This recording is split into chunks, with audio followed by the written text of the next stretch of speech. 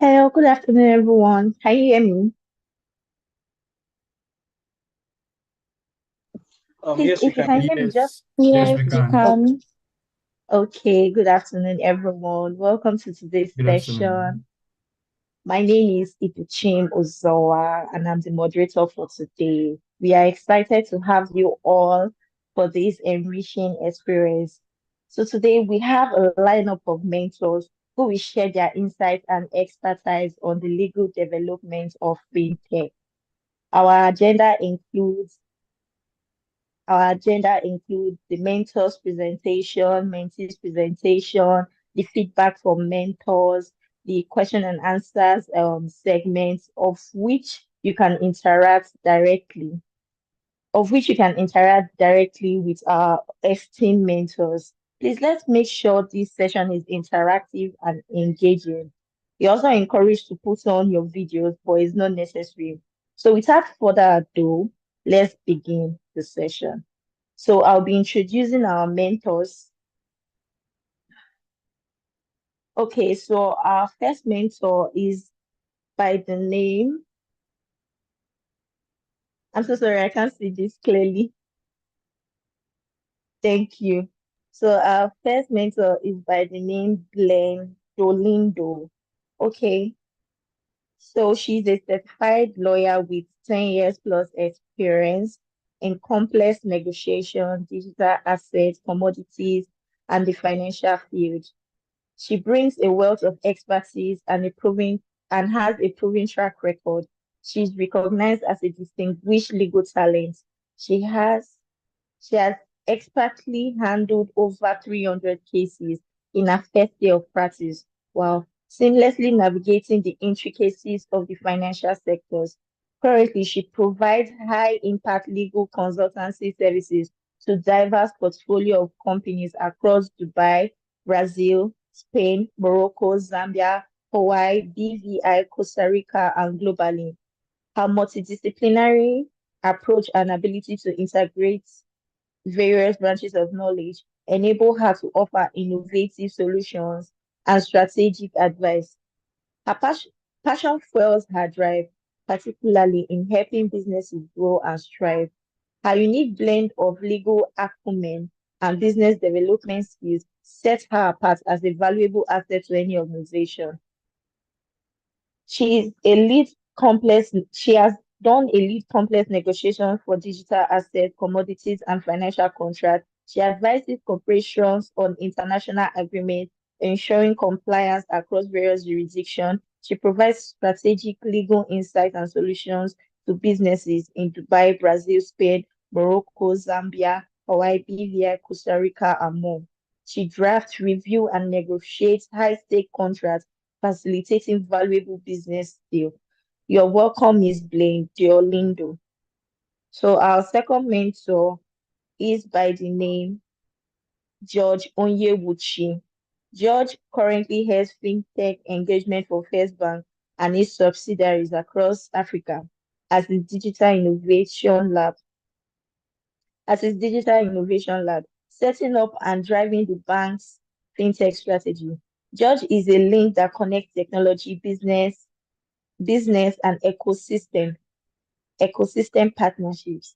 He is the intersection of product, partnership, and ecosystem building. He has led the tech solutions products development for the SME banking business of a leading commercial bank and have taken numerous financial and non-financial products from idea to market and growth.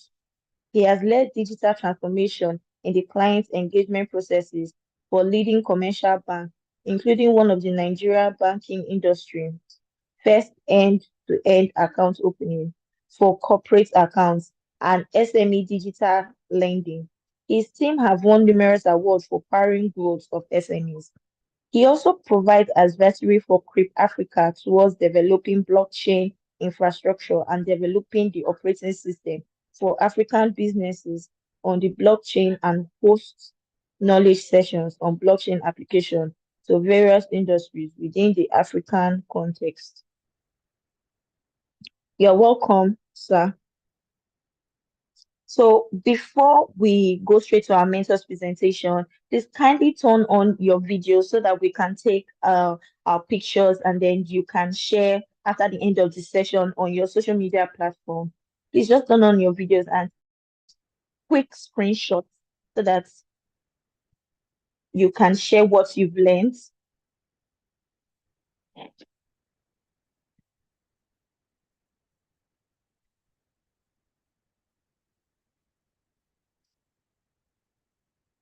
Okay, I Okay, think please everyone's give video is me a on. moment. Give me a moment. I'll be taking it shortly. Okay,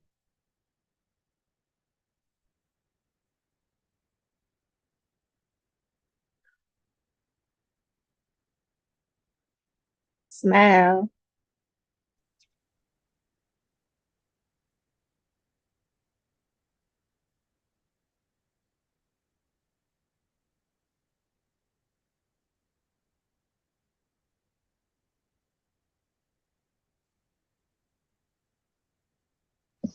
We are done. Okay, thank you so much. Okay, so now we'll be moving on to our mentors presentations like quickly. We'll be having our first mentor, Miss Blaine Diolindo. Now you have approximately 20 minutes for your session. Hello, hello. Good afternoon, Ah, everyone. good Thank you afternoon, Ma. for introducing me. I'm super happy to stay here today and share a little bit of my knowledge with all of you. And as it's my first session with you guys, I would like to know how's it going and if we can share my slides.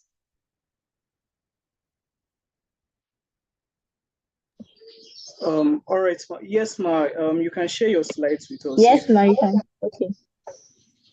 Okay. Yes, my question is, thank you. So can you share, please? Can you guys share? Otherwise, I have to open the file and etc.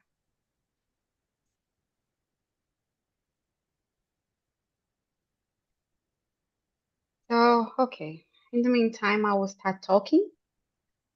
I believe you are all excited to listen a little bit more about myself. The um, the briefing, the professional briefing. Um, Says a little bit about me, but I wanna let you know, guys, that I'm currently working in Dubai on since 2021, and here I am handling and supporting fintech companies since then. And this is a very promising market, and we can wait some big changes soon. And what for me was so pleasant to understand a little bit more about the Nigeria market too, how Nigeria is dealing with fintech companies and these innovation. So yeah, the focus here today is about the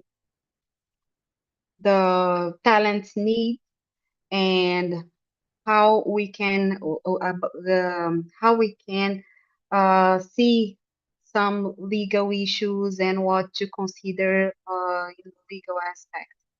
So I would like to increase a little bit the focus and the subject here. Once I received a few questions, I decided to go a little bit deeper than the presentation I provide you. So I'll try to be fast to comply with the time I have, but yes, I want to deliver more to you. So I will start. Okay, everyone is there. You are with me, please.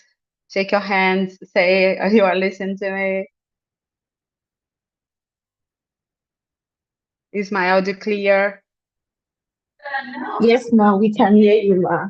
Yes, Mike, I Yes, can we hear you. can. Yes, Ma, we can hear you, Ma. Okay. Okay, don't leave me alone here, okay? Sometimes say No, Yes, yes. ma. We are with you, Okay. ma. I would still more. Okay, let's interact. Let's interact. It's not a monologue. Okay, so I will start talking a little bit about the importance of fintech companies in the modern world, in the modern finance. I saw your researches, I saw your presentations too, and I see that you guys made a very good job and um, trying to understand better about the fintech, what is the role of fintech in the current market, the current financial market. And I want to bring some more insights to you, something that I have seen during these years dedicating myself to the fintech law. And yes, I see that the fintech came to disrupt the market. And I don't know if you had the opportunity to use the traditional banking system before, but at least for me, when I started having some contact with fintechs, I was still living in Brazil.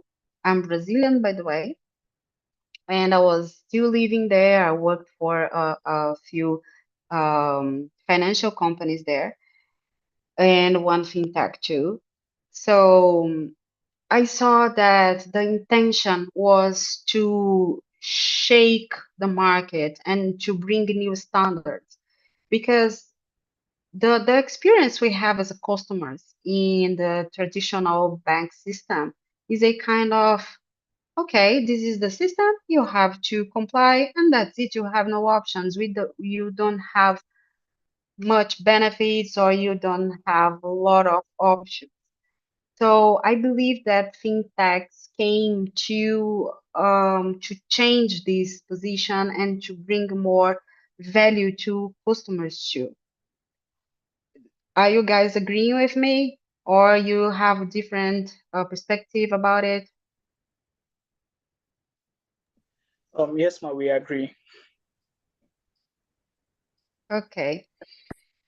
And I'm used to say that the innovation that fintechs brought to the market is pushing the boundaries of what's possible from real-time global transactions to personalized financial advice, inclusive AI nowadays.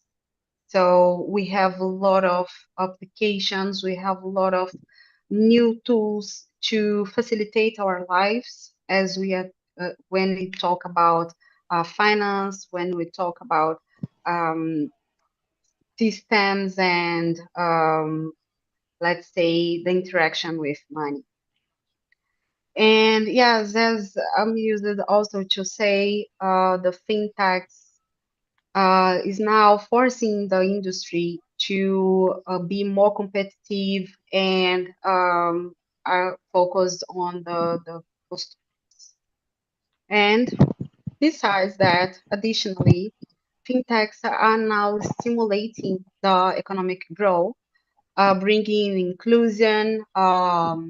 The person who's previously was marginalized and underserved by the banks can now use this kind of um, features and within no limits.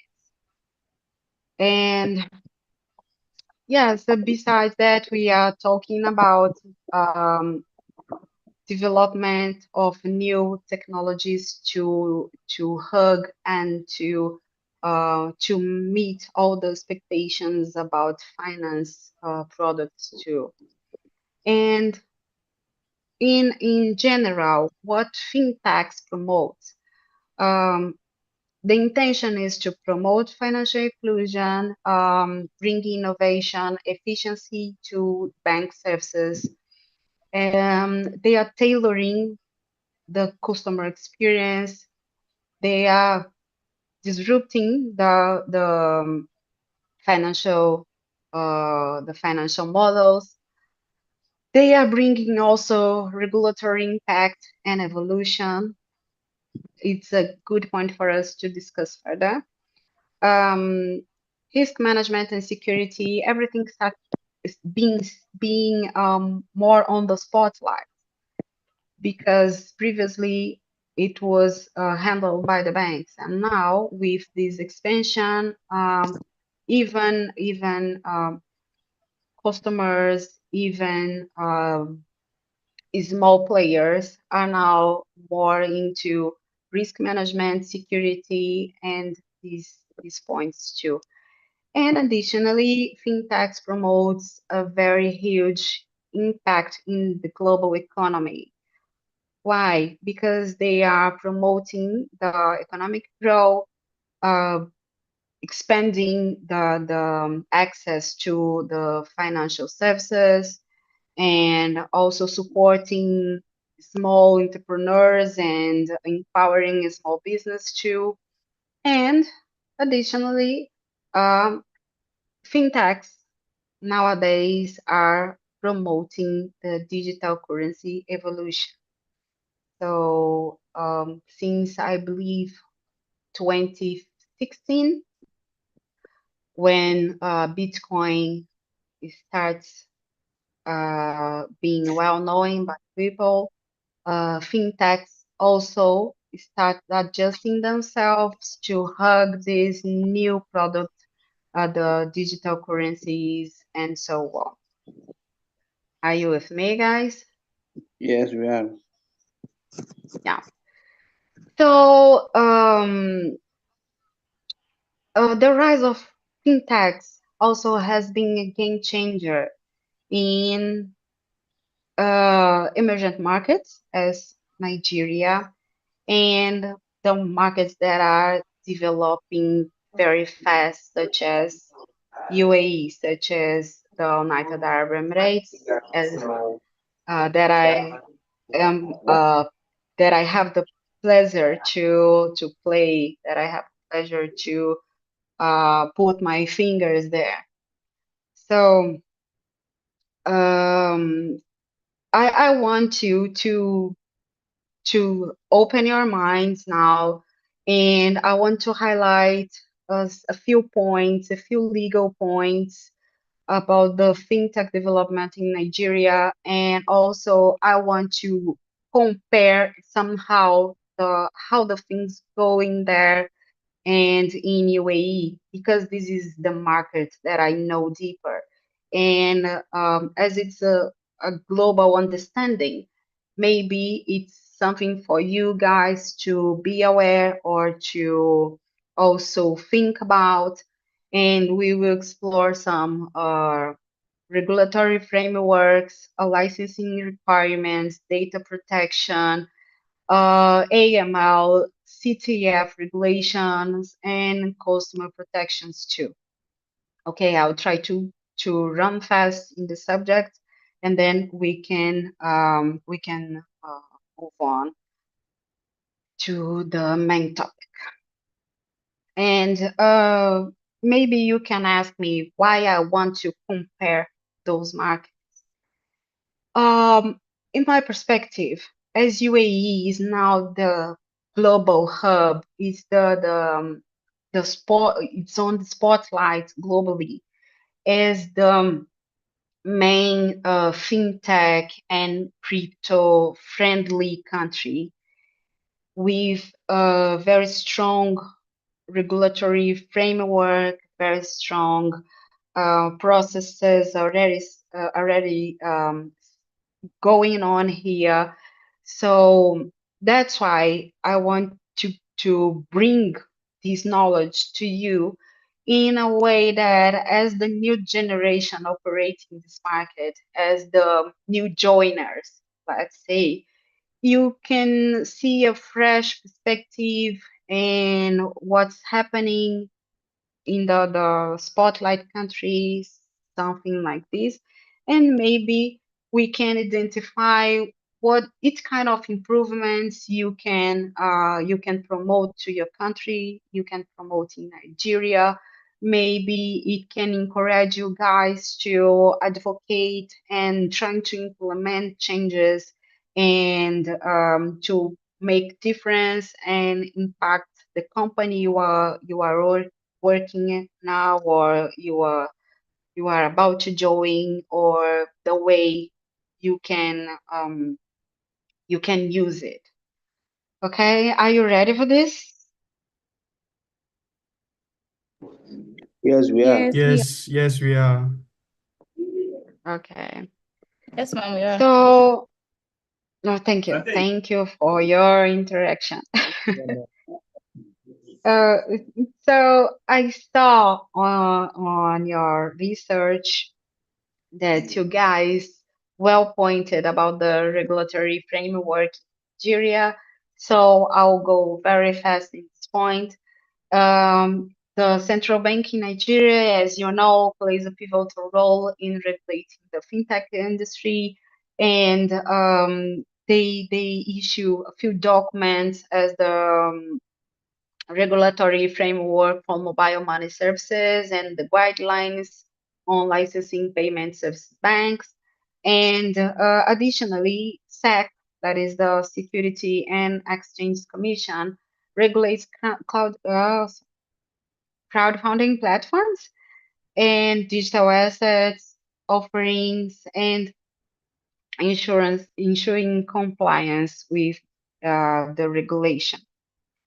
So yes, and in Nigeria is still in development stage. Let's say the piece of the regulatory development is still let's use the word slow here, only to represent in comparison with the speed of the growth of fintech companies and fintech regulations worldwide.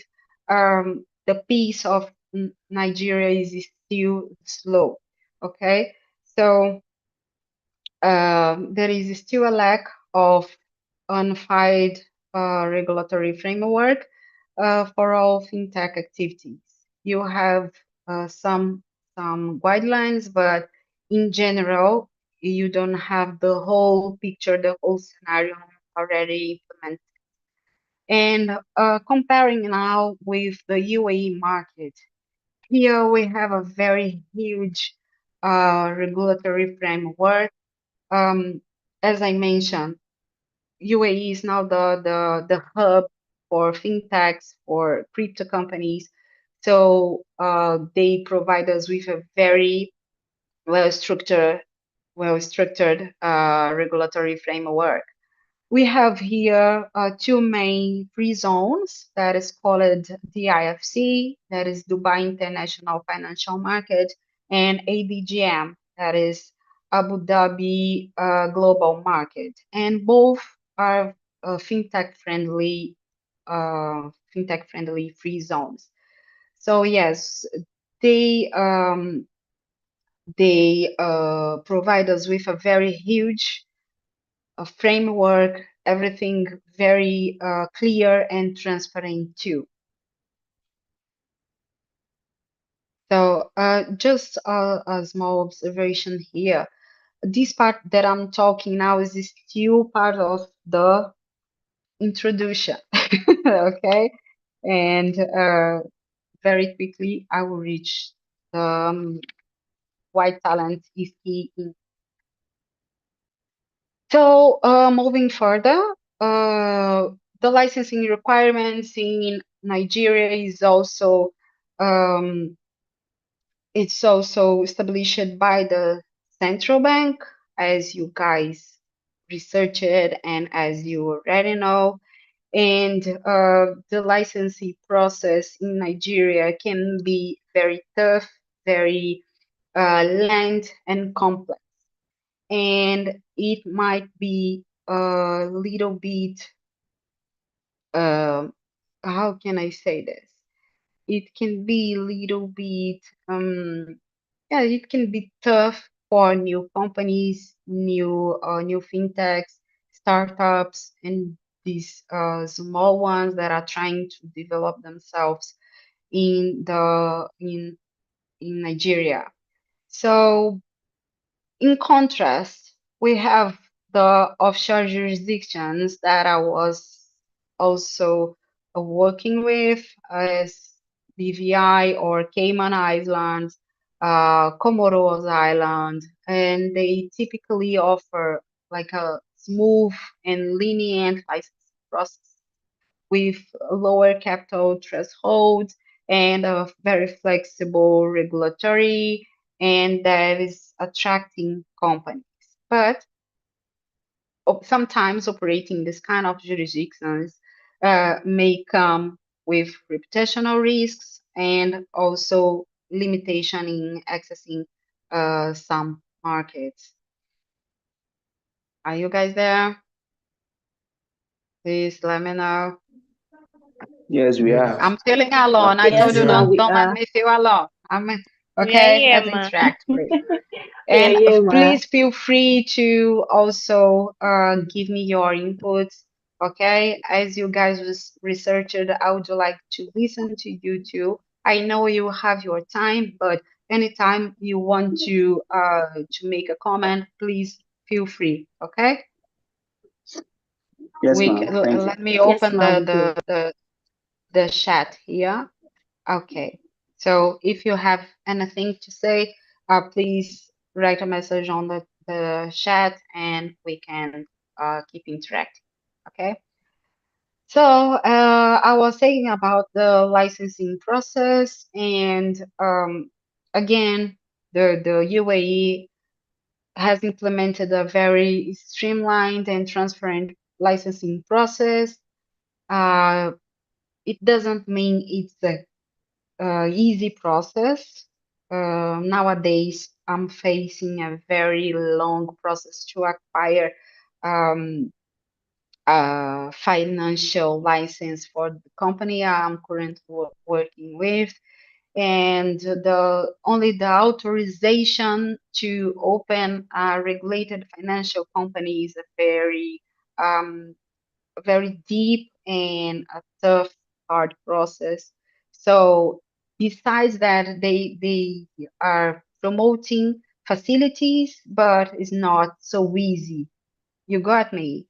They have a very streamlined and transparent licensing process, but it doesn't mean it's a very easy to acquire license or um, the the um, the requirements are not so easy to reach. It's quite tough, but yeah, uh, in the same time, it's still attracting a lot of foreigner companies to be set up here. Uh, the These financial hubs, especially nowadays, are very huge in Dubai. I don't know if you have this knowledge, if you know about it, but a lot of small companies, big companies, multinational companies are setting up in Dubai, using this opportunity to grow, to expand, and also to reach one of the most richest markets in the world, that's the Arab market. Um, and besides that, going beyond, we also have Saudi Arabia that nowadays are trying to implement similar processes and similar standards that we have here in UAE, trying to open the market and to use their power and their wellness to reach more and to expand their and to expand the possibilities to receive more foreign companies. They are trying to open the market. They are trying to open internally to receive foreign companies. At least till 5 years ago, Saudi Arabia was a very strict market, a very tough market to jump in. But nowadays are more open. And going ahead with the subjects we have to talk about here, one of the most important ones nowadays is data protection and privacy. I saw you guys mentioned on your presentation too, but I would like to emphasize the importance of data protection, especially when we are talking about fintech companies. It's a quite recent um, regulatory framework started with GDPR in 2015 in Europe, and Nigeria took a little bit more time to implement their NDPR that was introduced only in 2019. And but still we need to see as something as as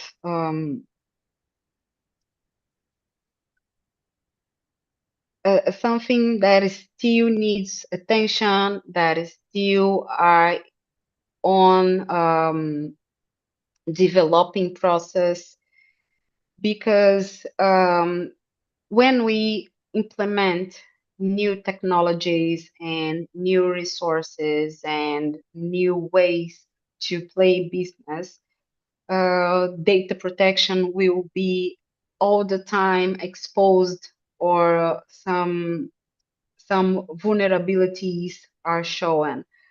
So that's why, for me, it's one of the most important points when we talk about fintech companies.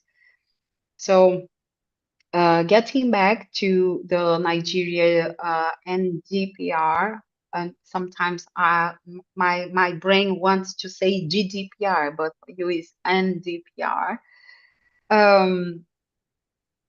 Yes, it has some similarities with the European GDPR, and such requirements as lawful data processing, data subject rights, obligations, data controllers and processors duties, and but while NDPR is influenced by GDPR and seeks to align with international best practices, it was tailored by the authorities to reach the Nigerian context and the internal needs, bringing different scope, enforcement mechanisms, and specific regulatory requirements.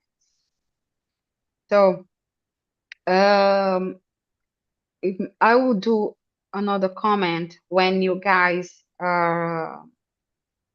start your presentation, because I want you as players, as professionals, to go deeper in this point, understanding better what is the importance of data protection when we are talking about technology, fintechs, and so on. It's something that sometimes we are not so motivated to understand, but the implications of uh, breach breach of data or something like this, some issues related to data protection can be um, problematic. Okay. And now comparing with UAE, UAE has made significant strides related to data protection. We brought here some some regulations very similar to GDPR, influenced also by the GDPR, especially in those free zones that I highlighted earlier. So and these regulations are super serious here, and breach of data is treated as serious as a financial crime, let's say, in a way. Okay, I'm doing this comparison, but for you guys to understand how serious the is the data protection concern here, and how serious the government is concerned about it. And they have implemented some penalties and so on. So, for example, only to uh, to share a little bit about it with you guys. KYC process here is something that if you are almost going to buy something online, you have to pass through KYC process. I'm exaggerating, of course, but everything here, if you are dealing with business, if you are trying to open your company, or if you are trying to do whatever related with finance, even though if you are a person or if you are an entrepreneur or businessman, whatever, we have to face KYC process.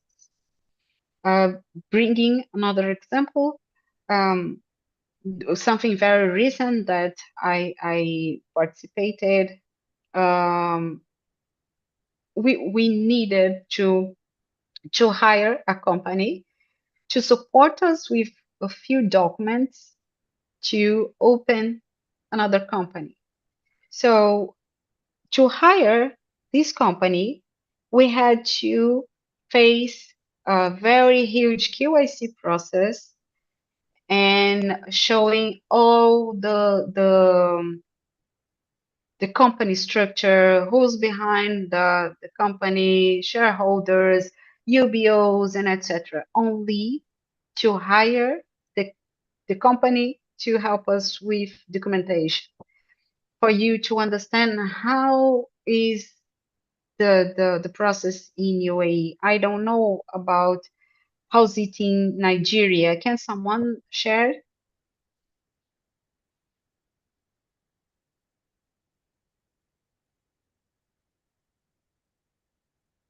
No, so let's go. Let's move on. And last point is about the consumer protection. I know that the consumer protection field in Nigeria is still challenging and under development. But we have to consider the country reality and and how the the customers and also the population behaves. It's about consumer protection for me, in my perspective, is something related to our behave too as citizens, and it's about how we see our rights and etc. So once people start asking more for their rights, the government start adjusting the framework, the regulations to hug all the situation. And in UAE, it's something that we can say is a top priority. Only to exemplify, the government customer service here is called Happiness Center. They are so into the consumer protection, consumer rights, and it's a pro-consumer, let's say, view. And they are aiming all the time to protect our rights, to provide us with the best and proficient law and regulations, to trying to establish different mechanisms for our complaints and to redress, ensuring that all fintech customers have access to all resources and everything if dispute is needed. Are you with me? Yes, ma, we're with you, Yes, we ma. are. Okay. Yes, ma'am, we How are many with you. minutes I still have, please?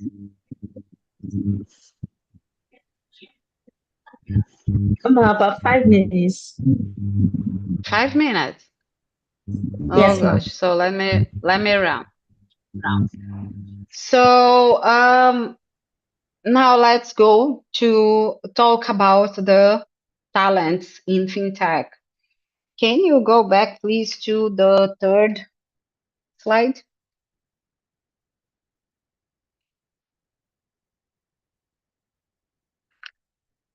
Why you guys think that talent is a key for fintechs? Who want to talk about it quickly?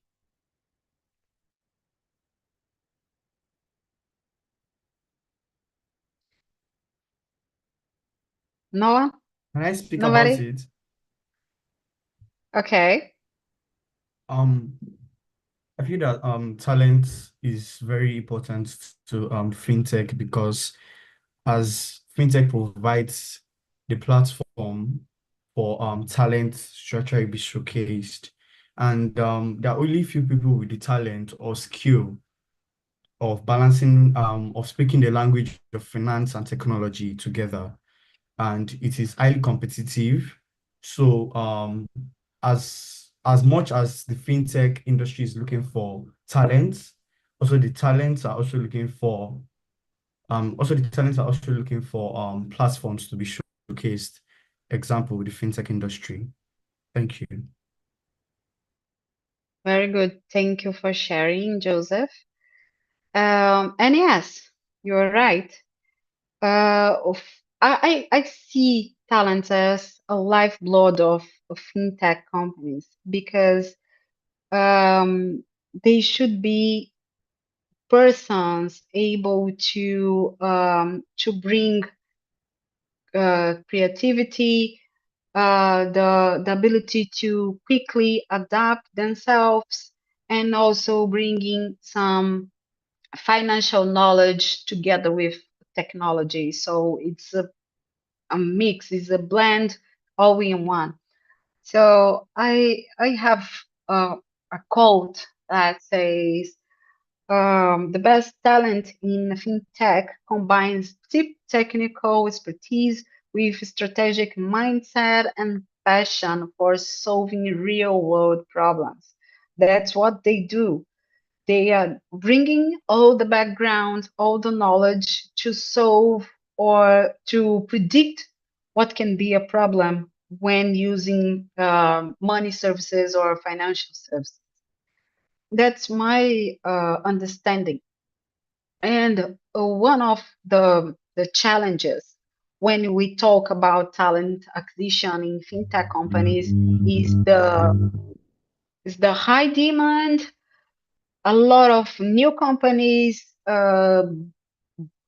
borning every day and being incorporated every day, and low availability of professionals, of complete professionals and ready to start, let's say. And one of the important points that I consider here is the cultural fit. For me, some people still face challenges when they need to join a fintech company. And for me, it's one of the most important points because people very often has a very good background and amazing background, incomparable knowledge, but they struggle to adapt themselves to the industry needs, to the innovative thinking and the fast-paced market. So the cultural fit is something that can be challenging in talent acquisitions for fintechs. Besides that, some legal considerations before hiring. Can you please change the slide?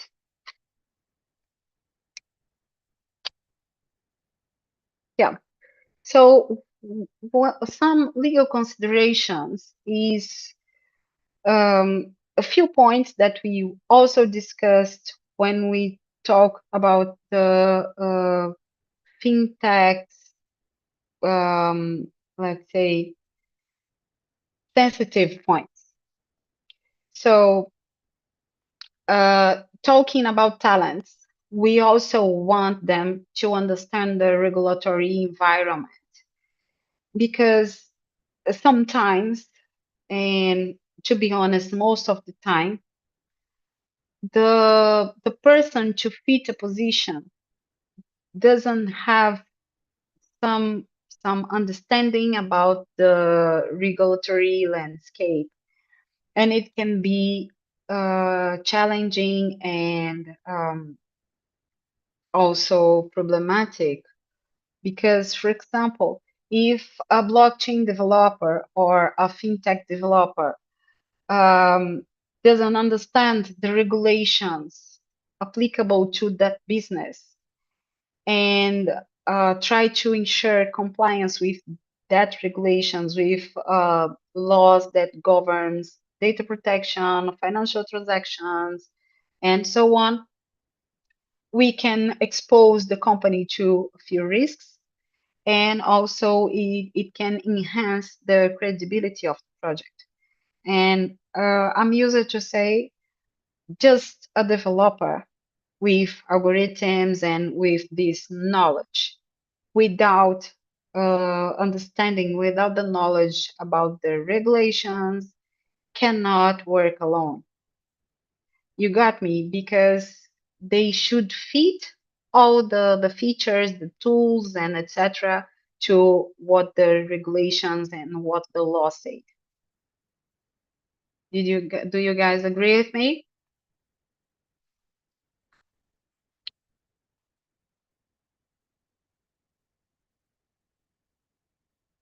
Okay. I guess you agree with me. Yes, we do. Yes, ma, we do. We agree with you.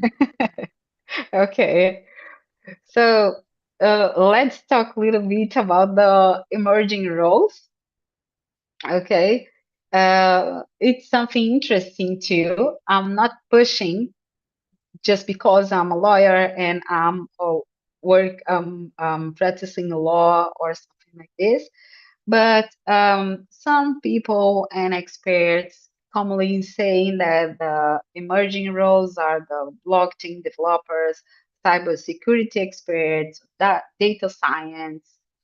But for me, the core emerging roles are the ones related to legal and compliance. Can someone explain me why?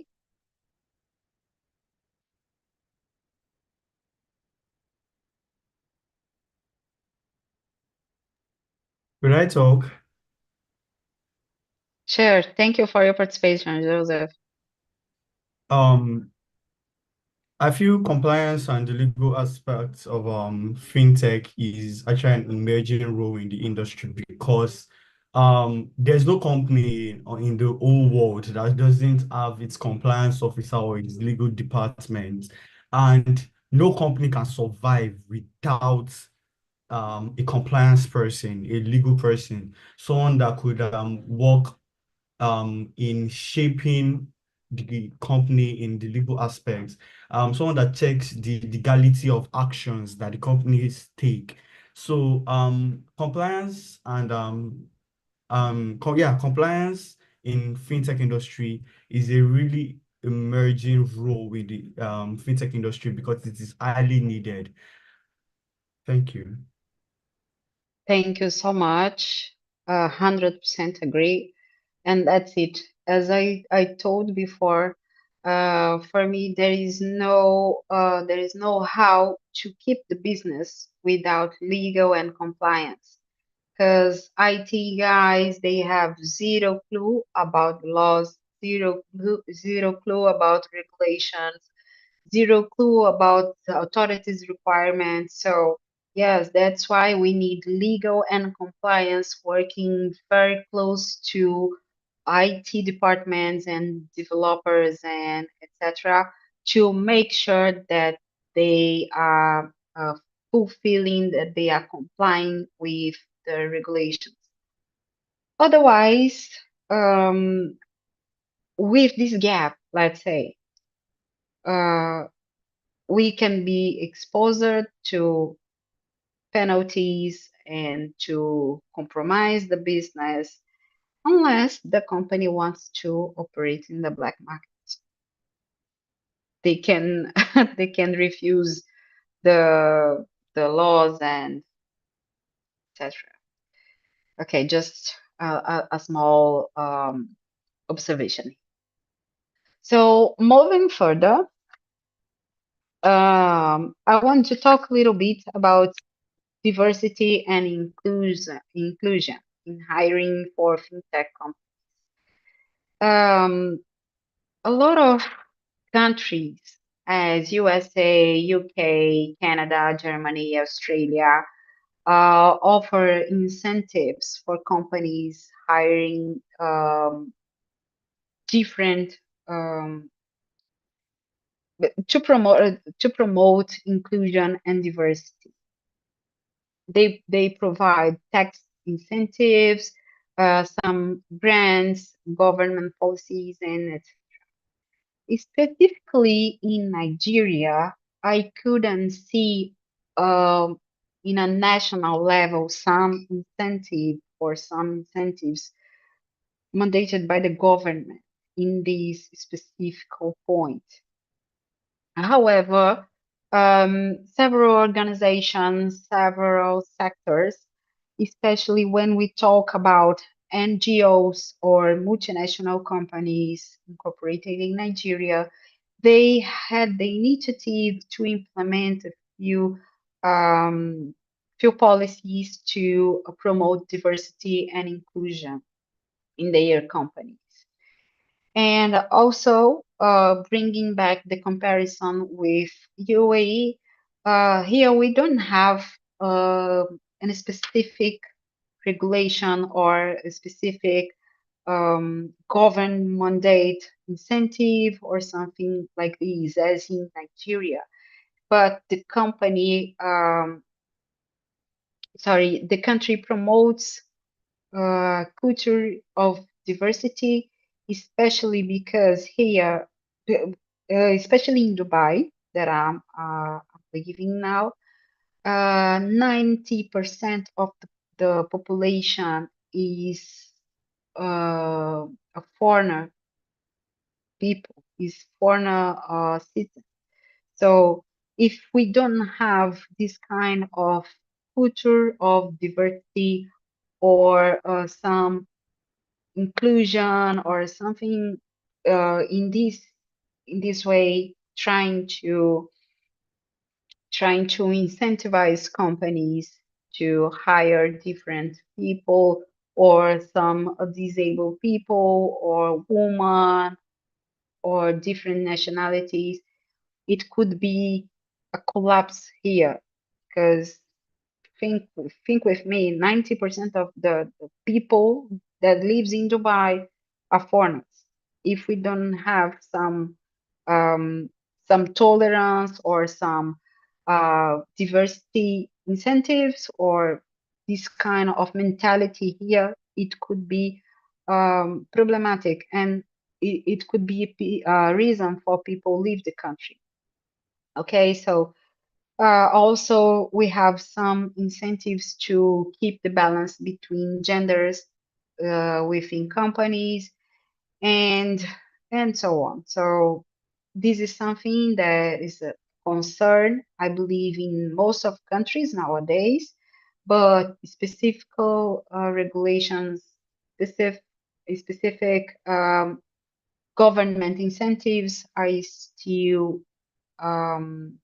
missing. Okay, and the next point for us to discuss is about the cross-border hiring challenges.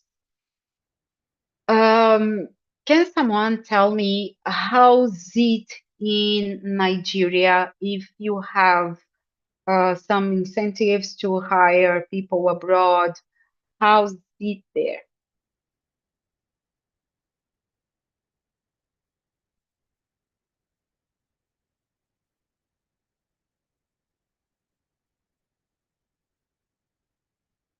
Nobody? So, okay, I will let you know. Um, when we talk about cross-border hiring, especially for fintech companies, as I mentioned before, we need some unique talents, people that are able um, to contribute properly with the company, bringing a good background and unique knowledge. So sometimes these people are not available inside the country, and we have to hire abroad. So it's a common challenge that most of the countries are facing nowadays because we have some differences and we have also relocation and this kind of things.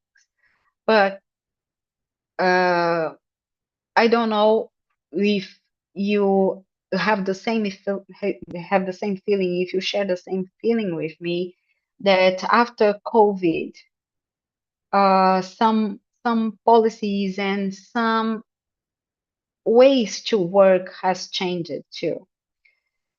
For me was some new wall trying to exemplify a little bit. For me was some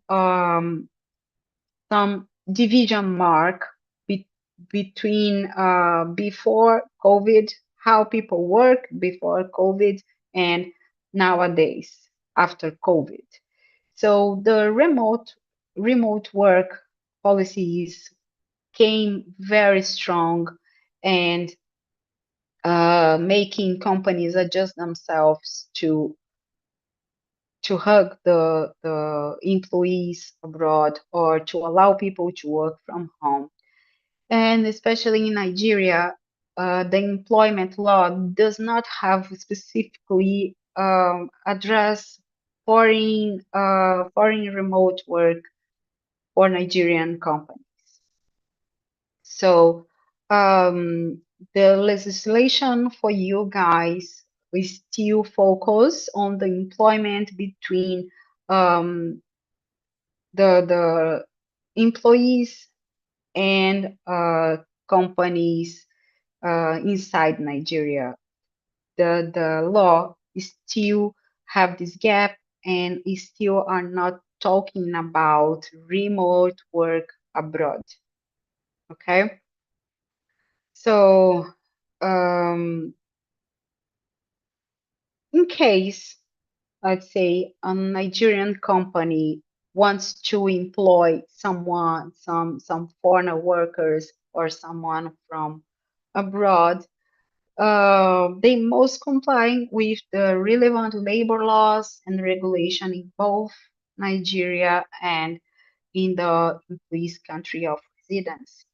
That's the most big challenge that we have to face when we talk about cross-border writing.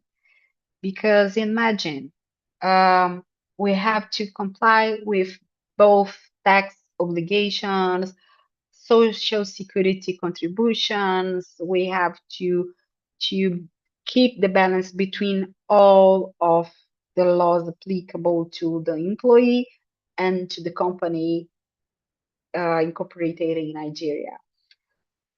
So it's also a very good point for us to go deeper, but we don't have enough time today. But I'll be very happy to go further with you if you want, and we can keep discussing about any points you guys would like to through LinkedIn, through email, and so on. I really like to to discuss about this kind of thing. So um, now to finalize, um, I will quickly talk about the best practices for a legal and compliance hiring that I believe it's a common sense for everyone, that we have to collab between HR, between the company's department. As I said before, legal and compliance should work very close um, to IT developers and all the building team, let's say, and of course together with the management and the board to highlight risks, to raise red flags, and to make sure that the company is complying with the regulators. So yes, I will finish here, but as I said, I'll be super happy to go further with you if you want, guys. And if you need more insights, more inputs, I'll be very, very happy to share knowledge with you and guide you whenever you need. Thank you so much. Thank you so much, Ma. That was Thank you really so much, all Ma. encompassing. It was broad and it's covered mostly everything. So right about now, we'll be moving on to our next mentor. Um Mentees, if you have any question, just keep it by the side. We'll be having a Q&A session where you can feel free to ask the mentors question. So Mr. George Oyewuchi is our second mentor for today's session. So Mr. George, please, you have the floor. You have 20 minutes to. Once again, thank you so much, ma'am.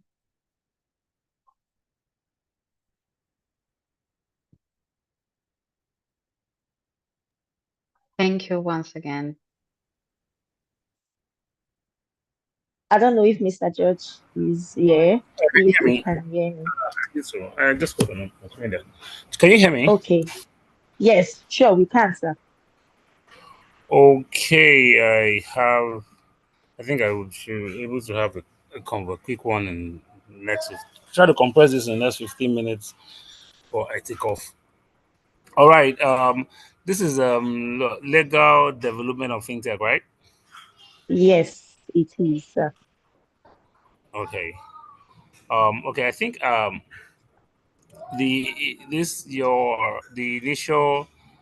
mentor. I don't know if I get the name right. I hope I don't murder it. Blaine.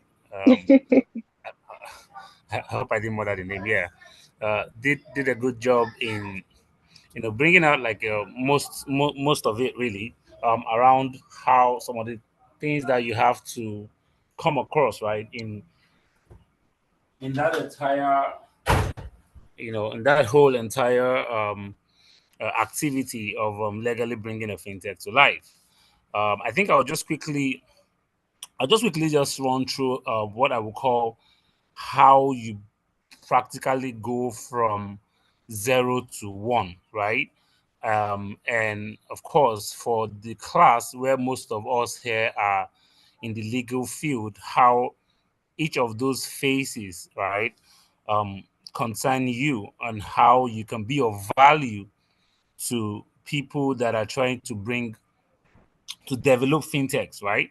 People that are trying to bring fintechs to life, how you be of value of some sort to them as a legal person, right? And of course, if you are the person that also want to bring your fintech to life, how you basically go from 0 to 1 legally for the most part, right?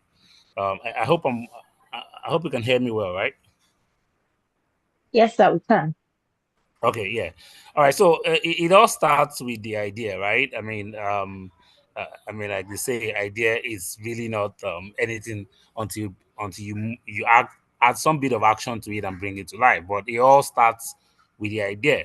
You have this idea of a product that you think is going to be special. You have this idea of some kind of service you think is going to be special, and you want to bring it to life, right? But for someone that has an idea, on the other side, how does it connect to you as a legal entity or as a legal personnel, right? Um, Legally, idea doesn't work much, except when it's at some special type of ideas or stage where you can patent them, right? And they are very rigorous steps, right, for you to patent something. But basically, if that idea is something that can be patented, then I mean that legal form would take shape in protecting that idea. But if where most categories of the ideas fall into where you can't patent them really because honestly it's not as original as you might think. There are a million and one persons in the world thinking the same thing. What differentiates you and the others is just how you execute. It's the execution that changes the whole thing. It's not really the idea on its own. There's really no idea that's original, right? And if you can prove that that idea is original, then you can try to patent that, right? And even when you want to do a patent, it's not even really an idea, really, you're patenting. There's been some execution of some sort. So you brought that idea to become something real, and you're the first person to do that, and then you go and do a patent on it. So it's not even just something that is in your head that you just write down and say, I want to patent this. No, you must have transformed it into some sort of useful state, right? And be the first person to do it for you to be able to patent it, right? So, but it starts with the idea, and then from the idea, you move to, am I going to do this business alone, or do I need a co-founder, right? Do I need some people that are going to partner with me as co-founders to bring that idea to life, right? So you move to getting your co-founder, right? And as a co-founder, one of the biggest mistakes that always cause a lot of infighting and split ups, for in the fintech world is where a lot of things between you and your co-founder are not written in hard paper, right? So as a co-founder, when you get the co-founder together, there must be an agreement, right? And that is where you also come in as a legal person to be able to offer that agreement, some form of a MOU, some form of an agreement on how both of them are going to own this company. What sort of rights do each person have? What are the do's and the don't? What are the terms of that coming together to found you know to co-found the company, right? So you as a legal person, your work is to be able to put that agreement together, advise accordingly anybody that wants to start a business, all right, a fintech entity, and has a co-founder, right, to be able to put how both of them would actually come together on what terms, right? It should be clear on the paper, right? So from that idea you get your co-founders and the necessary agreement together. um, then you start thinking about the business plan, right? What is this thing I want to do? How do I want to bring it to life? What kind of idea it is? What kind of service do I want to offer? And what is the plan around it, right? And encompassing in the business plan, right, are things like the business model, right? How would this thing work, right? Is it going to be a free service? Is it going to be a premium paid service? Is it going to be a subscription based service? Is it going to be a freemium? How would it work, right? What's the pricing in it, right? How do we go to market? How we're going to distribute this thing, right? Is it going to be people who just go to a website and be able to use the product, or are we going to find some partners that we're going to give this and then their customers will be able to use this product? Is it a B2B? Is it a B2C? So the business model, how whatever idea, whatever it is you're thinking of would work, right? That business plan is you get your business plan together, right? And of course document it, right? Document it, right? So now you and your co-founder, you have that business plan together. Then you go to the brand assets of the company, right? How things like your website domain, things like your trademark, things like your logos, or any other brand asset, right, that you want to associate with that company or that product. You go and ahead and register it, and of course, you as a lawyer, it's part of your work to be able to advise accordingly and help such fintech founders do that if you are not the fintech founder in this case. Now, then you come to the actual company formation. If you notice, I talked about the business plan and those other brand assets before the actual company formation, where you now go to CAC, because sometimes it depends on what kind of fintech you want to run. Sometimes you want to test out that idea in some sort of ways, right? Where you guys have not committed much to say, okay, is this thing even, would it even work? Would it even generate interest from my potential customers? Who are my potential customers, and how would they interact with this idea, right? Sometimes it can be like a wait list, right? You put a website together, you put the product and the service you want to offer, and you act, you try to, get like a waiting list and see how many people are going to sign up. If I advertise this thing for a while, how many people are going to want to sign up for the wait list, right? To be among the first users of the product. Sometimes you want to test the market before you even go as far as registering the company, right? You want to have a sense of what would be the potential reception of this idea in the market, right? A lot of people have found that whereby you just start up and the first thing you do is just run to CAC and register a company, and then you have a company in quote on paper, but you actually don't have a business, right? Nothing, and end up a lot of times you see a lot of people that have companies on paper in their house or in their cupboard, but there's no business really. Yeah, so it's because they always rush to the lesser important things, right? When you want to start that fintech business. So a lot of times the new school of thought is find a way to actually test that idea in the least commitment way, right? In the least way it will cost you a lot of resources, right? Then to have a feel if okay, there's something here, right? There's some sort of interest here. There seems to be like a waiting market for this, or there seems to be like some bit of a market for this. There's some bit of take up for this before I now plunge into investing fully into this as an idea, right? So um, you might want to do that, or you might still want to do the traditional thing of jumping to company formation right from the very beginning. I mean, there's no hard way to this, right? Then you come to the actual company formation. Of course, as lawyers, the role you play in getting the CAC, the company registered with CAC, right? You search for the business name that the guy wants to use on approval. Then you register it. All the things that happen around company formation, right? What is the share capital of the company, depending if it's an LLC like a limited, or if it's just a business name you want to register, or whatever type of company that you want to register, right? Do the actual company formation, right? Then after that, now I have a company with my partner, my co-founder. We have a company on paper.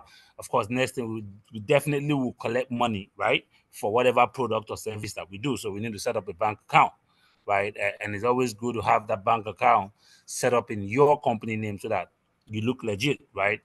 All your interactions with customers and clients happen with the corporate entity, definitely, and not as you yourself, right? Set up everything around the banking and all that. Then it comes to licensing, right? Who is the regulator for your service, right? You start to ask yourself, okay, now we want to start running, where we got a company all set up. Probably we've tested it and something is here. We want to start making moves. Who are your regulators, right? Is this something that requires some certain type of license before you do? Is it a product or a business that you can use what we call extended licensing to do? when we say extended licensing, is to say, okay, I don't have the capacity to get the license for this. Can I go to somebody that has the license and extend their license coverage to me, right? So I can be able to offer those services riding on their license, right? Pending when I'm up to the point of actually getting a license, right?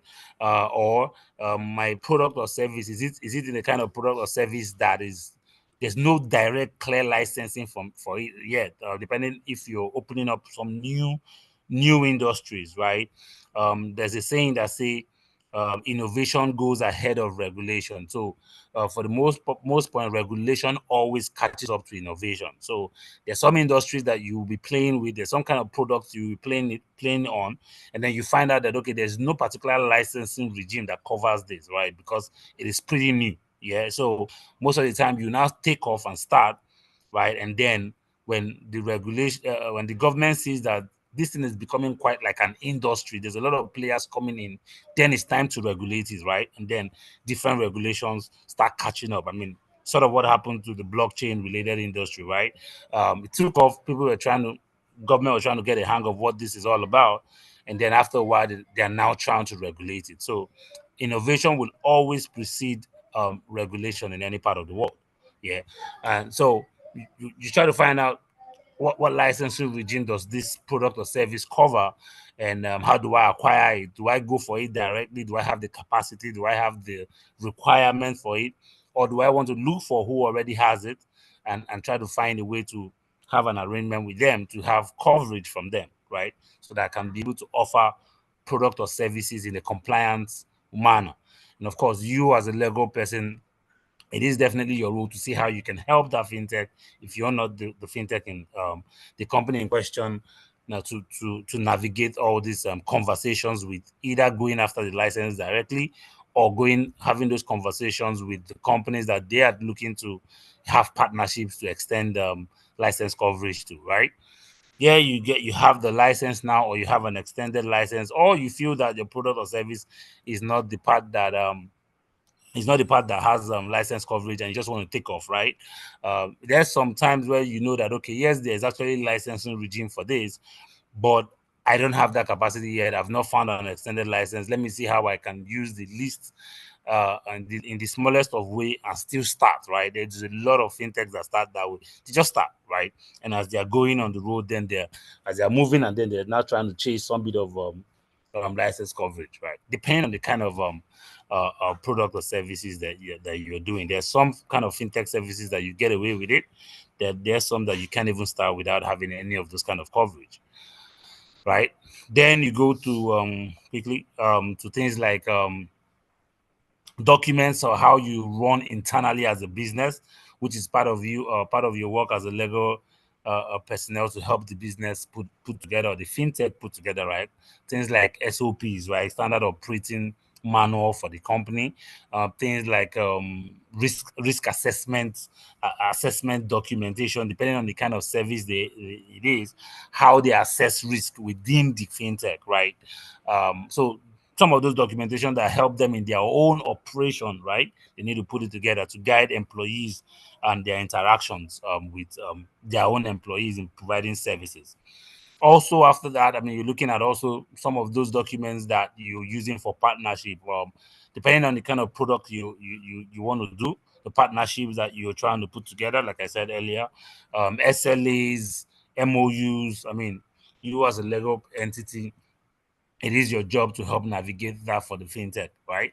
And then, of course, documents that they use to interact with customers, right? So when they're providing their services to customers, things like SLAs, terms and conditions, privacy policy, and all those kind of documentations that they exchange with customers, right?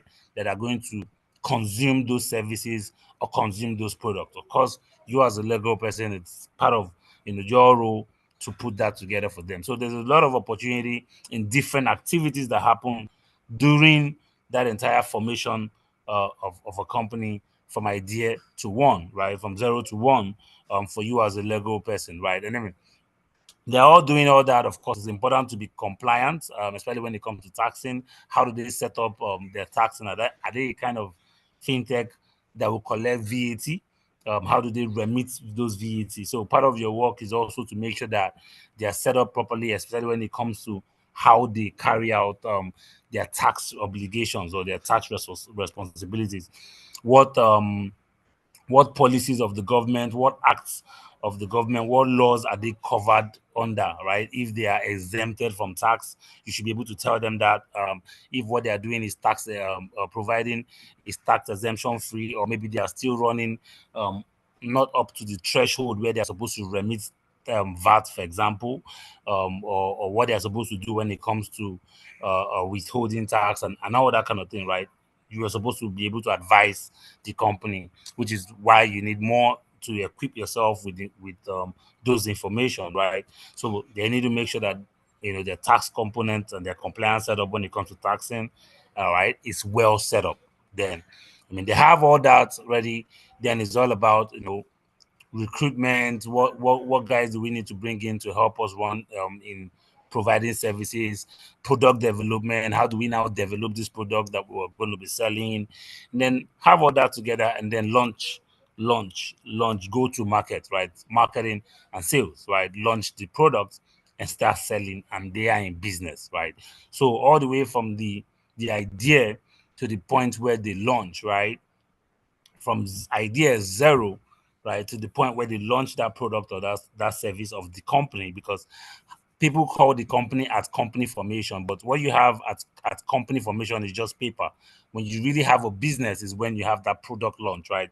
When you get something in the market that people can actually pay you money for, right? To exchange value, right? With money. That's when you say, I have a business, right? Else, what you just have is company formation on paper. So we don't call company formation on paper and say you have a business in the fintech world. That's not a fintech, right? That's why a lot of times you will see fintechs that have not even registered, but they have websites and they are already doing services.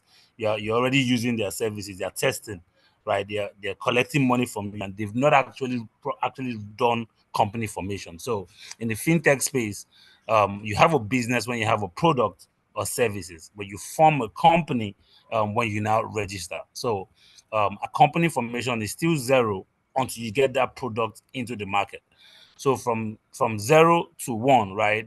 There, getting that co-founder, doing the necessary business planning or documentation, getting your brand assets right, form the company, set up your accounts, licensing, and any other partnership to help you, be compliant, your internal operating manuals or internal operating documents, MOUs with partners, terms and conditions and SLAs or documents with that you exchange with your customers, your tax compliance and all that, to the point where you're recruiting or you're developing the product and launching in the market, right?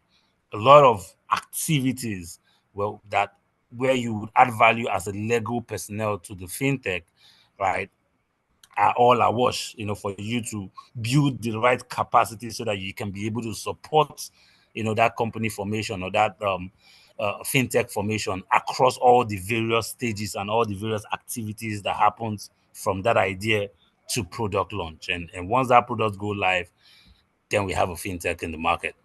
Yeah, thank you.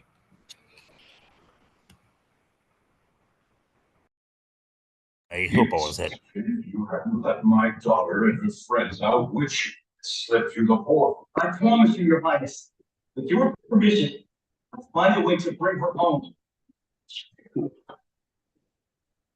Hello. Hello. Yeah, Yes, we can hear yeah. Yes. you. I hope I was heard. I've been Yes, speaking we for a heard you, while. sir. Yes. Yes, sir. Thank you so much, sir. Okay, so moving on, we'll be going to Mentee's presentation. This is the representative for group one. Please, you can share your screen and then you can start your presentation. You have 7 minutes for your presentation. Okay, good day, everyone.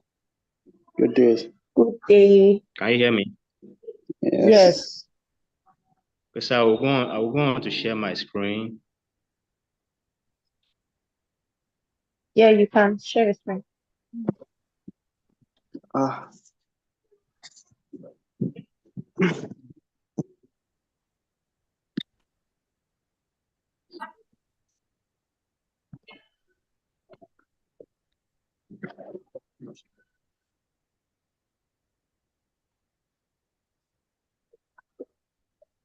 will drop you.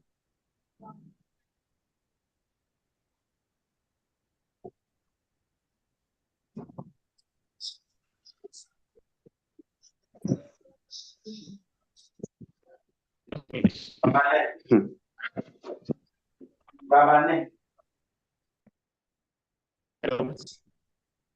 Yes, we can hear you. Samuel, we can hear you.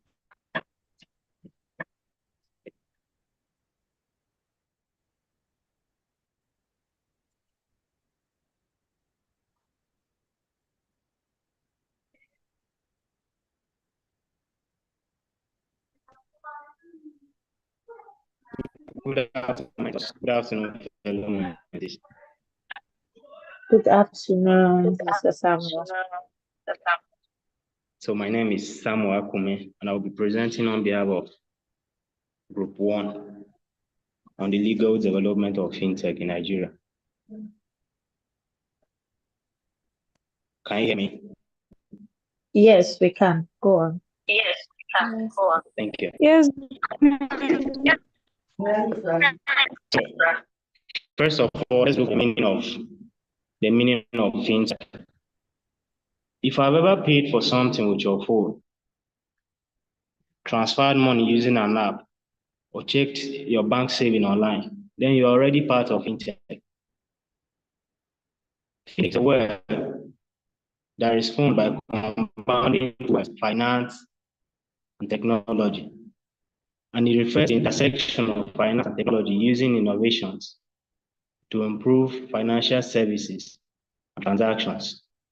It entails the use of technology to creating products, services, and business models.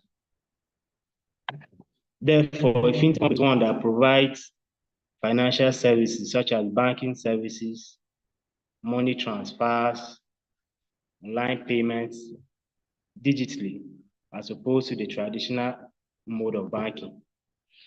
Examples of fintech companies in Nigeria include Flutterwave, Remita, OPay, PiggyVest, among others. We want to look at growth of fintech in Nigeria.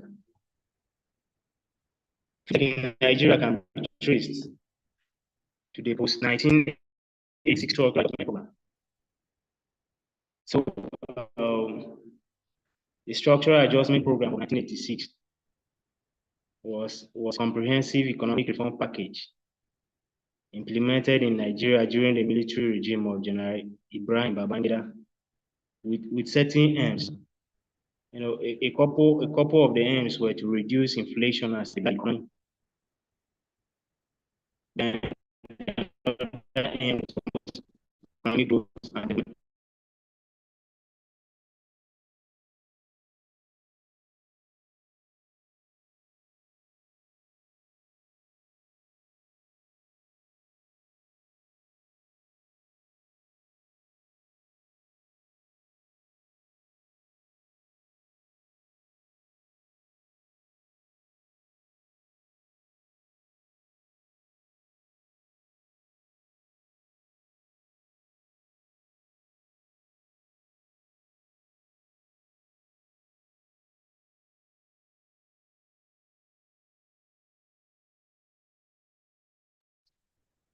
I think Mr. Samuel is having issues with his network. So I don't know. Okay, he's trying to come back, but please, if there is an assistant presenter, maybe you can also come in to assist him.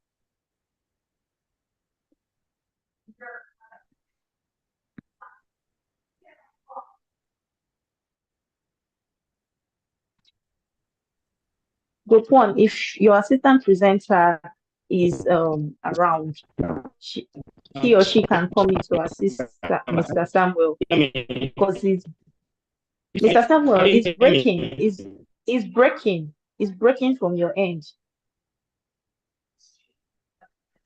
We can barely hear you. It's breaking. So if there is an assistant presenter from group one, please, you can assist Mr. Samuel so that we can move on to group two.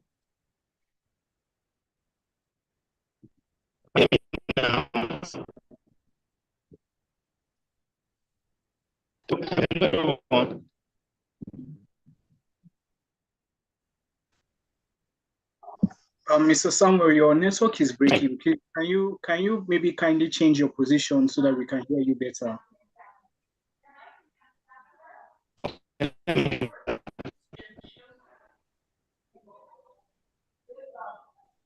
Or in the meantime, we can as well move on to group two while Mr. Samuel figures out his network and group one figure out who will present for them.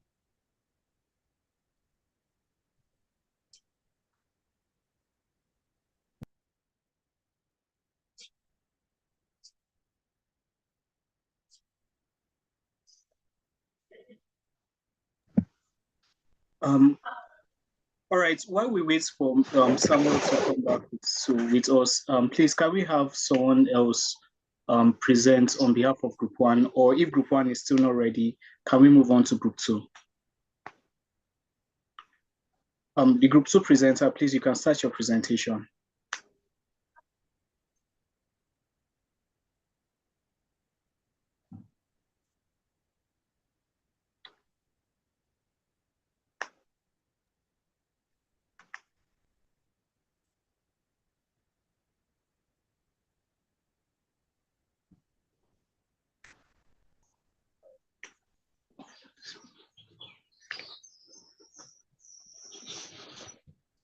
Mr. Joseph, we can see your screen. Please try and open the presentation so that you can move on.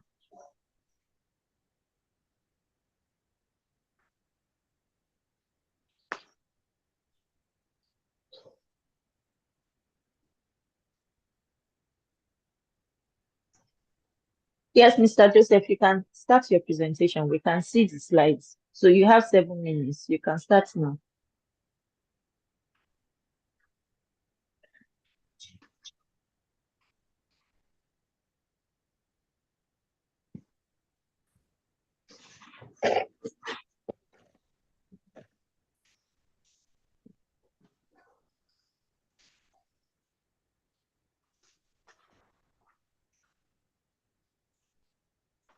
Mr. Joseph, can you hear us? Can you go on with your presentation?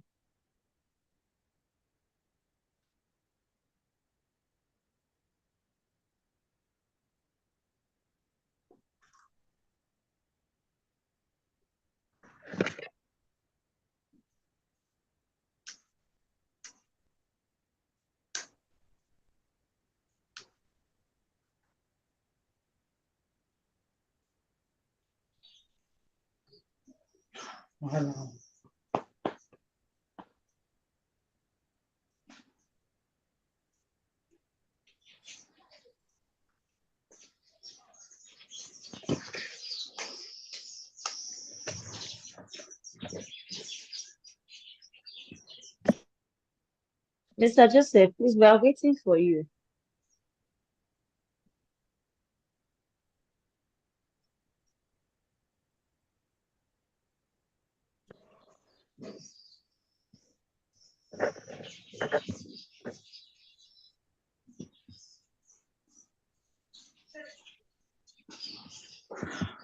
Okay, if Mr. Joseph is having issues with his network, do we have the backup presenter for group two to help with the presentation?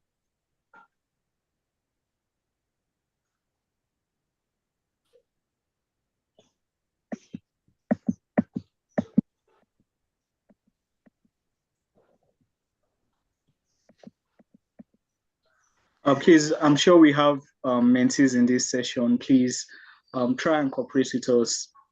Oh, okay. You said you are speaking. Please, can you kindly, maybe you are muted. Please, can you kindly unmute yourself and then try again?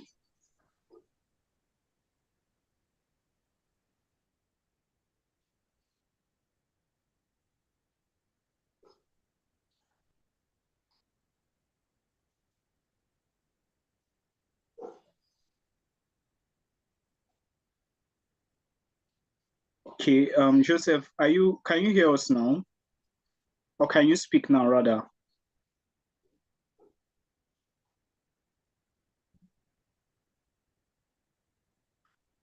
Hello. Okay, Yes, Samuel, Mr. you're back with Samuel, us. from the phone, we can hear you. This is Mr. Samuel. Can you hear me? Let me share my screen. Yes, Mr. Samuel, we can hear you. Share my screen. Sorry, I'm sorry for the break.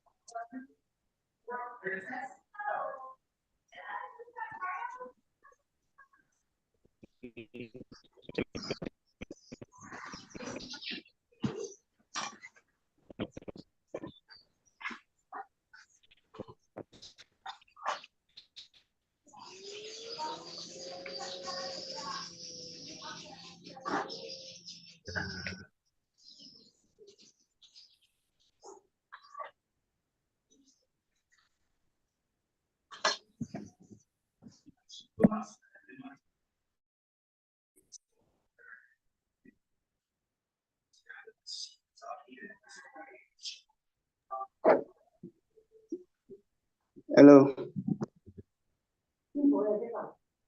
Hello. Yes, Yes, we can hear you. Please, can I assist Mr. Samuel? yes, please go ahead. Yes, Thank go you. ahead. Okay, please, I'm going to share my screen.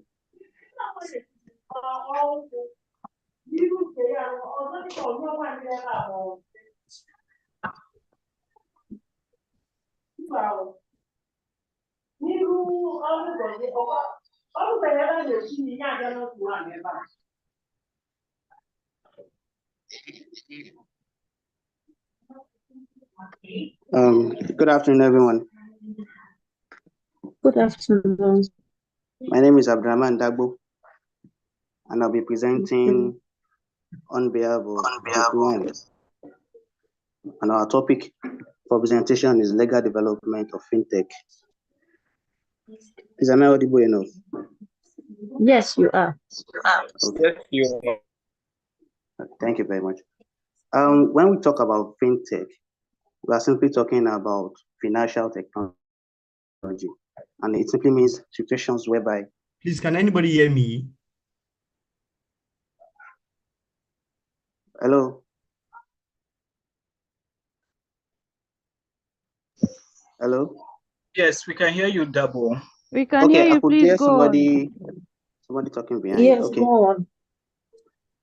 I'm saying that fintech simply means financial technology, that is the shift from the traditional banking and financial system into the fintech, the tech space. And what do we mean by that? It simply means that there is a shift from the normal norm, the banking, the bank system, the queuing at the banks for financial services and banking services into the tech space, into the online space, where people now have to use their phone with just a click of digit or the opening of an app to make their transactions.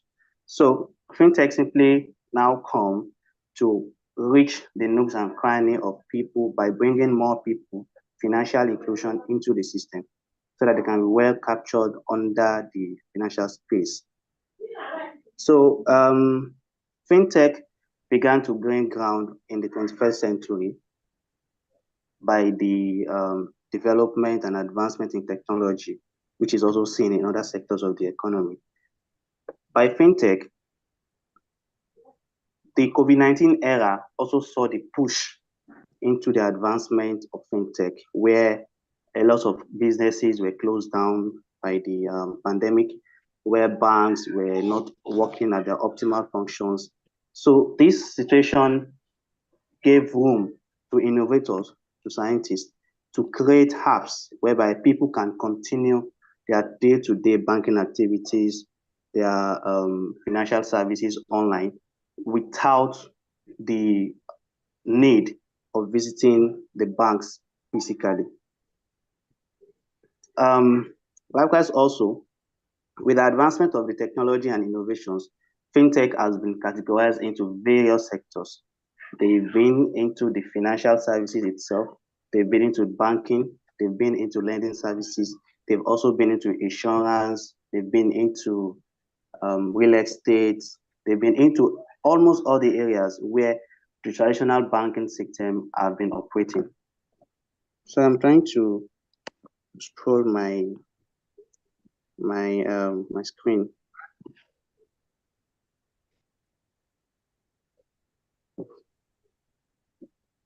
Please, if you can continue, I think I'm back. I can take on from that. Can I help you from there, please? If you can. Okay, you can go ahead. Okay, I'll share your screen so that I'll share. You can share your screen so that I'll share mine. Okay, I'm trying to get it. I can't get it. Can you just go ahead while I settle that? Somewhere you can share your screen.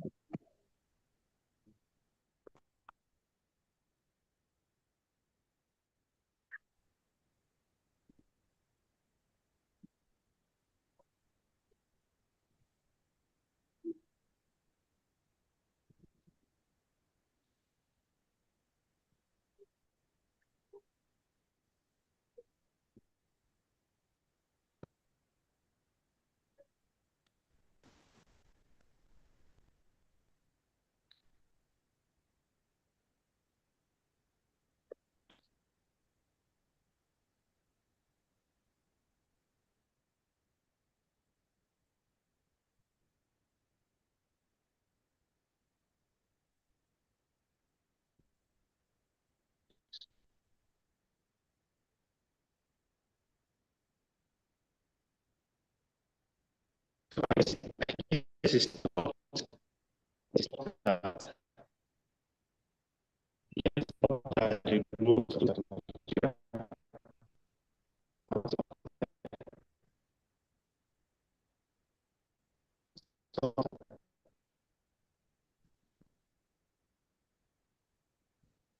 the growth can take on. Can somebody hear me, please?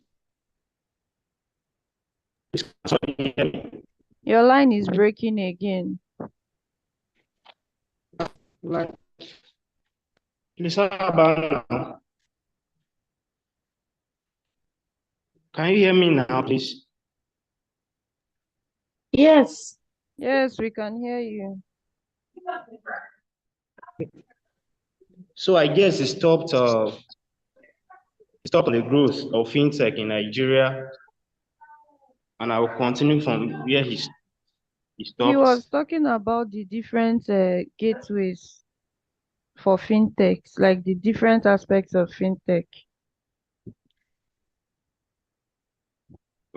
One of those Slide areas 4. is payment gateway. The photo. Okay.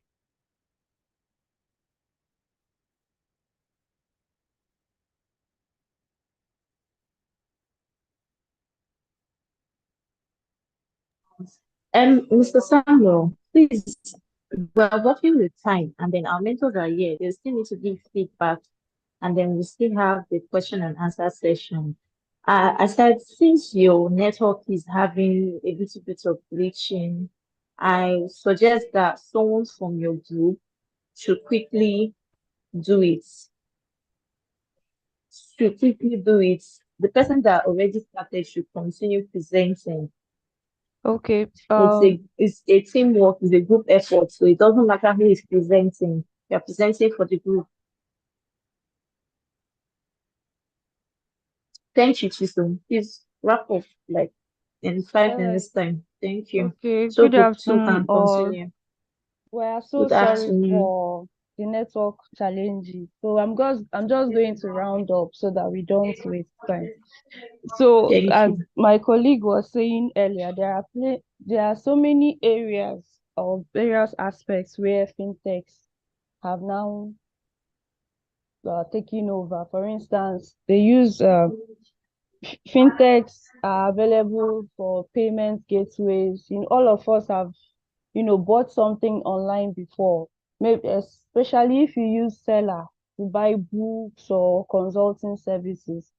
So you want to do something on some government websites, you either have to pay through Flutterwave or Paystack or Remita or PayPal, whichever fintech that website is allowing. They also use it for mobile payments. We now know that we have a digital banks. So these days we don't need, so if you have Kuda or Opay, you don't need, since I opened my Kuda account, I don't even know if they have a physical office and they've been serving me. There are also apps like Cowrywise and Piggyvest, which you use for savings or investments. And many people are buying into that. Before you can invest into anything, you'll be going around from one company or the other, asking questions, filling forms. But now you do it online. You also do our normal consumer banking where you can do, in fact, most of your banking instructions, you do it online now. That's a feature of financial technology. Now, there's also this new breed of fintechs that are coming up for purchasing of houses or real estate investments. I know of Flap, and which is an asset-rise feature. There are other platforms as well where you save money towards the buying of house, or they onboard developers on the app, and when your money is complete, you pay the developer through the app. They send you your documents, you can go for inspection and all that. You can also use it for insurance. So fintech now is limitless. There are so many things, so many areas. It's not just in banking. So and there are, because fintech it has to do with money and finance, and there are regulatory bodies that for fintechs in Nigeria, but the primary one is central bank. So you cannot operate a fintech in Nigeria without a CBN license. So they are the major body. Then this is followed by SEC for those who are listed on the capital market, or for those who are dealing with cryptocurrency or forex. You have to go through SEC rules and guidelines. And then there is the Corporate Affairs Commission. Before you can even approach CBN for a license, you must be registered with CAC.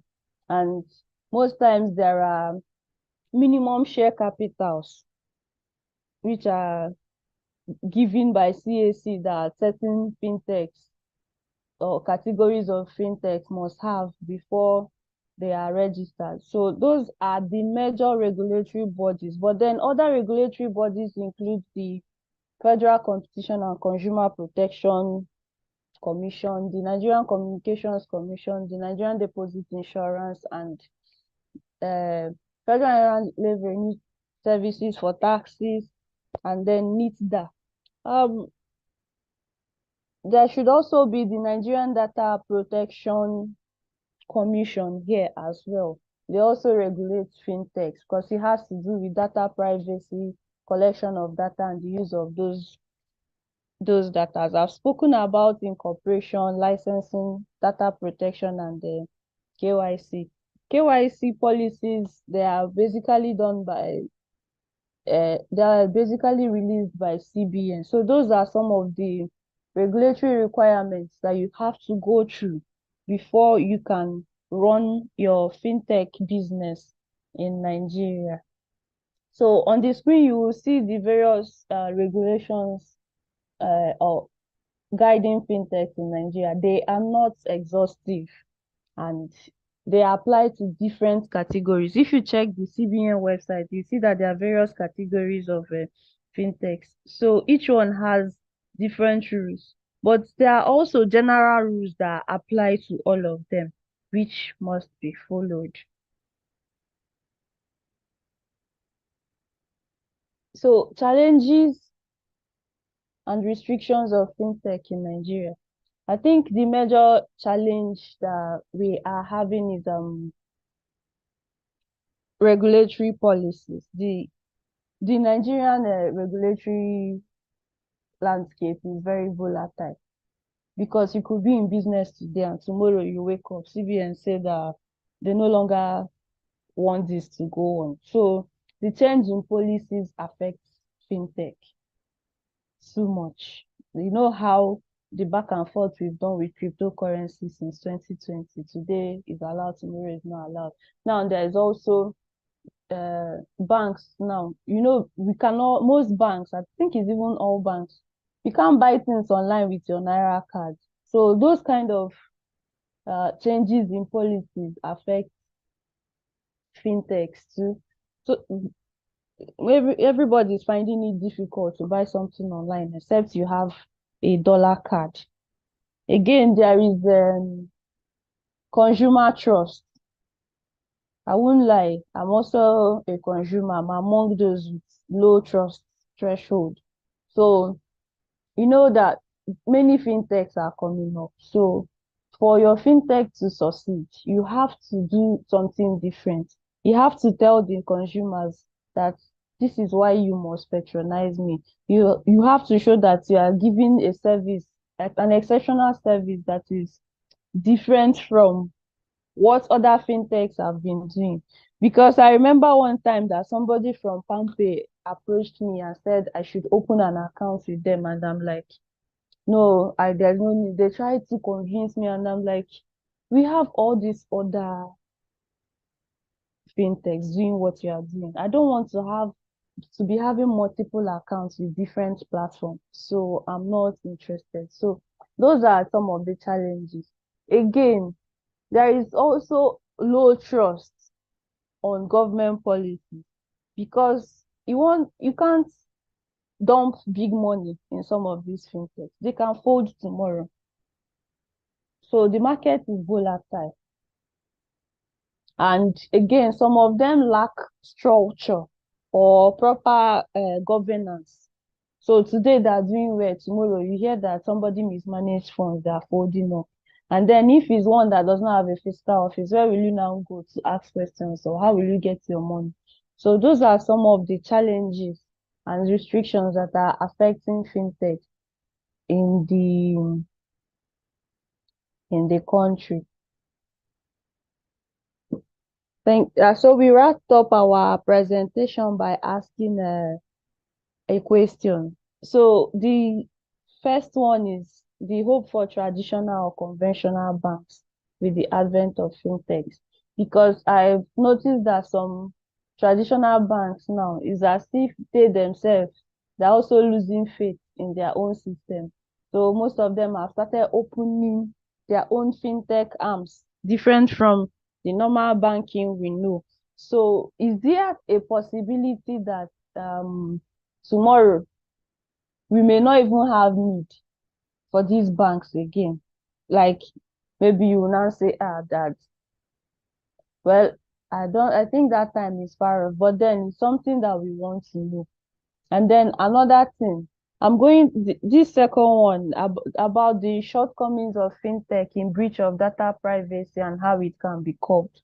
There was a time I started getting incessant mails from OPay. And at that time, I had never clicked on any OPay link before. I don't have an account with them. So I was wondering why I was getting promotional mails from them. And I think that was maybe somebody must have shared my data with them, or they got it somewhere. So, and that's a serious breach in data privacy. So how can we curb that issue?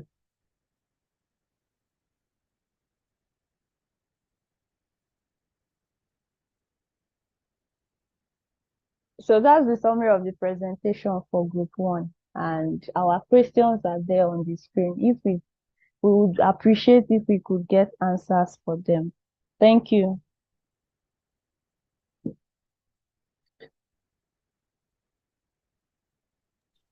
Thank you so much, Group 1. So quickly, Group 2, Mr. Joseph Joseph, I think you're more settled now. Yes, I am. Mr. Joseph, if you can hear me, please speak up. Yes, I am. Okay, okay, please start your presentation. You have Please, about 5 minutes for that. can everybody hear me and can everybody see my screen? We can hear you. We've not started seeing your screen yet. Okay, can you see my screen now? Yes, we can. Yeah. Okay. So my name is Joseph Oluwabusayo Arojaye. I'm a second year law student at Afe Babalola University, and I am a member of Group 2, and I'm the presenter. Our topic for today is talents needed by fintech companies and legal considerations before hiring a talent. First of all, I would like to define the two keywords in our topic, which is fintech and talent. In short, the meaning of fintech is financial technology. Is just a short form of actually saying financial technology. And what is financial technology? Financial technology is anything, any process, any system, or any program that can actually ease the delivery of financial services, that can ease it in such an effective and efficient way. Every service, every process or programs that actually ease the services or that is the delivery of services can actually be referred to as fintech. And what is the meaning of talent? Talent is in the financial world is like a skill, as I've said earlier during my contribution. Um, Talent is a skill that most organizations need now in order to function. If we are to bring talent into our financial world or into this topic, we are going to be saying that talent is a skill needed by financial organization in order to deliver effective and efficient financial services. So I'll be moving to the relationship between fintech and talent. Um, the major relationship between fintech and talent is they have a reciprocal functions to each other. The fintech industry cannot do without talent or skills, and neither can a skilled person or a talented person do without a platform in order to showcase his talent or his skill. So they work hand in hand, just as we breathe in the oxygen that the tree gives us, and they also take in our carbon dioxide, if I'm correct. Um, the financial industry needs skilled people, skilled talent, people that are already brought up to understand the language of finance and technology and are ready to see where they overlap. And also the talented people are also looking for platforms in which they showcase their own talent in fintech. And these platforms surface as the financial technology industry, such as different companies like Flutterwave, OPay, PalmPay, your crypto trading apps, Cowrywise, Piggyvest, all have been said by the Group 1 presenter. That's like the basic relationship between fintech and talent. They need each other to actually coexist. Without the industry, the talents cannot showcase, and without the talent, the industry can't function. They work hand in hand to each other. Please, can everyone hear me? Can you hear me? Yes, we can. Yes, we can hear you. Yes. Okay. So I am moving to key talents needed by fintech companies. In present day Nigeria, fintech companies that are in Nigeria actually need people that are professionally and technically skilled. These are people that understand the meaning of technology and also respect their profession at the same time. For example, lawyers. Lawyers, I'm actually a virtual intern at Omaplex Law Firm, and we recently just did a training on data protection and stuff like that. And we actually spoke a little about fintech. The fintech people need people that could work professionally and also technically at the same time. If you can't do both, the fintech industry is not really an industry you could actually thrive or survive.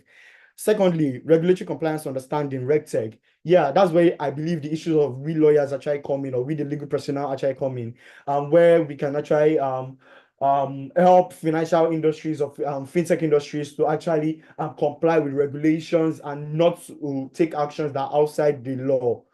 That's our major function as a legal personnel or a compliance officer in the fintech industry. And innovation, teamwork, and adaptability, extensive experience too. You must, I want to believe that the fintech industry will actually pick someone that has more experience than a newbie, because they believe that person with more experience already has a lot to offer. So I'll be moving to evolution of fintech and how competition arises from acquisition of talent. I think I might have spoken about this when I was talking about the relationship between fintech and talent. The competition for talent in Nigeria, let me use Nigeria, is on the rise, because there are little or few people that actually understand the language of finance and technology. There are only few people that actually get what fintech is, and that's why the fintech industry is presently recruiting for people that actually have the understanding. And it causes a competition amongst a very healthy competition amongst fintech industries such as Cowrywise and PiggyVest. Presently, Cowrywise is looking for ambassadors to universities that could actually be like a representative of their industry or their organization in universities. I am proud to say that I am one of them, and so far so good. They need representatives, and those representatives are actually few, and that's why I said that there's competition. There's healthy competition between industries to actually recruit talent. And if you are wise in this day and age, you will know that fintech is a very lucrative industry and where you can make a lot of money. So I advise us to actually delve into fintech industry. So I moved to the main fintech challenges. I'm very sorry if I'm almost overstepping my time. Pardon me. The main fintech challenges, we have 6 here in the slides, but I'll be talking about 3 majorly. And I'll be talking about security and privacy. Fintech industry deals with a lot of large amounts of data, and securing such data is always a challenge because of breach of data privacy by hackers. Yes, security and privacy of data of customers, of partners and stuff like that is a big challenge to fintech industries, because there are hackers out there ready to hack into a lot of firewalls just to get data that are not meant to put their hands or set their hands on. Big data integration. This involves compilation of data from various sources into a unified and coherent view. It is a big challenge because of data volume and variety, regulatory compliance, security risks, and most especially data governance.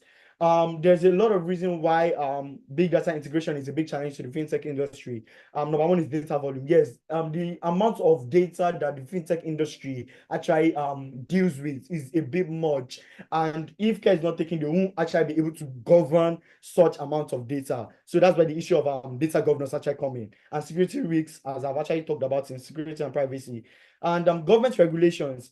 Government policies present several challenges to the fintech industry, such as market entry barriers and licensing requirements. I think one of our mentors already spoke about the licensing requirements and stuff like that. The licensing requirements in Nigeria, I believe, is a bit cumbersome, and most fintech industry are not ready to actually go through that process, that rigorous process of actually getting their license.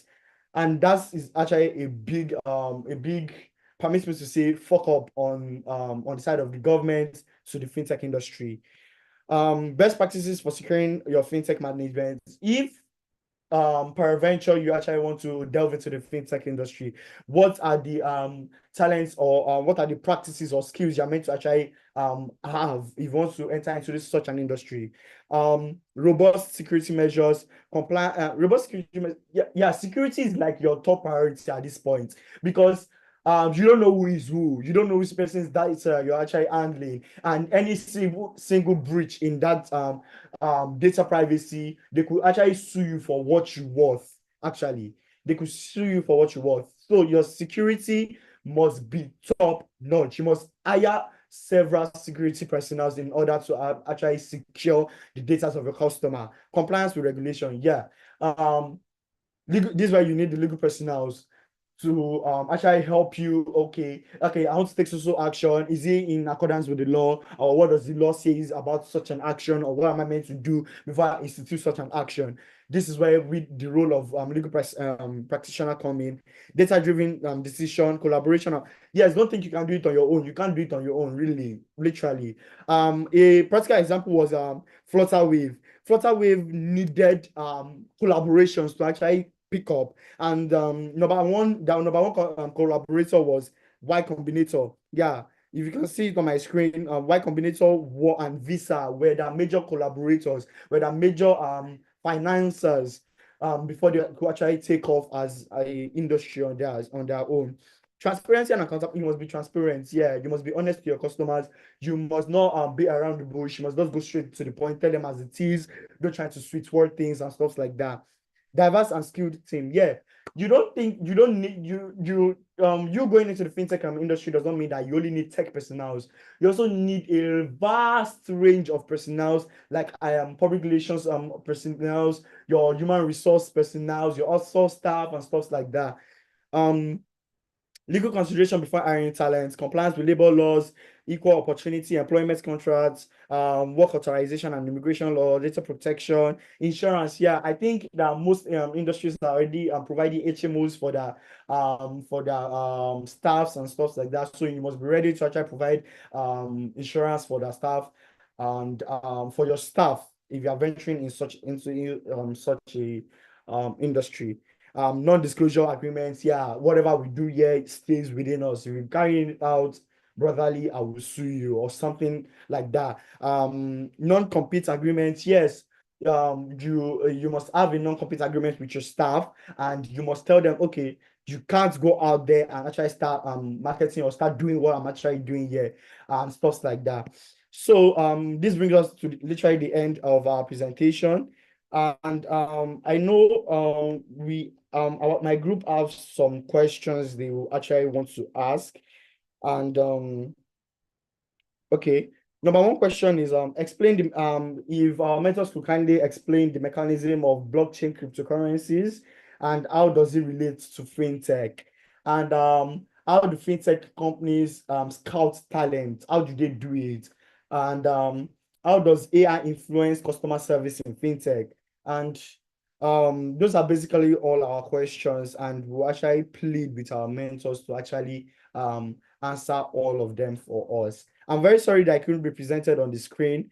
If you want me to go over it, please, you could tell me to go over it. I am very sorry if I had overused my time, but I hope I've been able to present this to the best of my knowledge. Thank you. Thank you so much, Joseph. Thank you so much. Language. And for someone that is in my university, in the university I finished from, I think that's not how Afefa Balola trained us to be. And also for selling yourself, I Yes. just noticed that most during your presentation, you were just saying, I'm part of this, I'm part of this. That's really nice. That's nice. So moving on, we'll be doing this. We'll be taking our mentors' feedback and also going through the question. So I'll start with the number one question, and this question is addressed to our mentors. Mr. George, yes. What is the hope for traditional conventional banks with the advent of fintechs? So while our mentors are answering the question, they will also give feedback.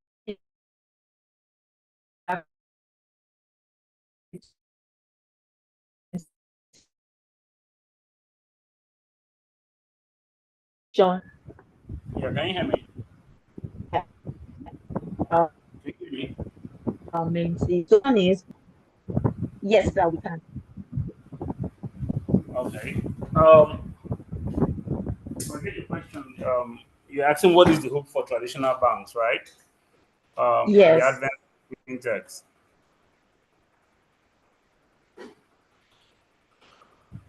So traditional banks they are going nowhere. Um, they're not. So because of the regulatory environment, right, that we are in, traditional banks are going nowhere. Um, The fintechs can't operate without them. The fintech need them to run. Unlike what they make a lot of us, a lot of the people not in the industry to believe, behind any fintech, right?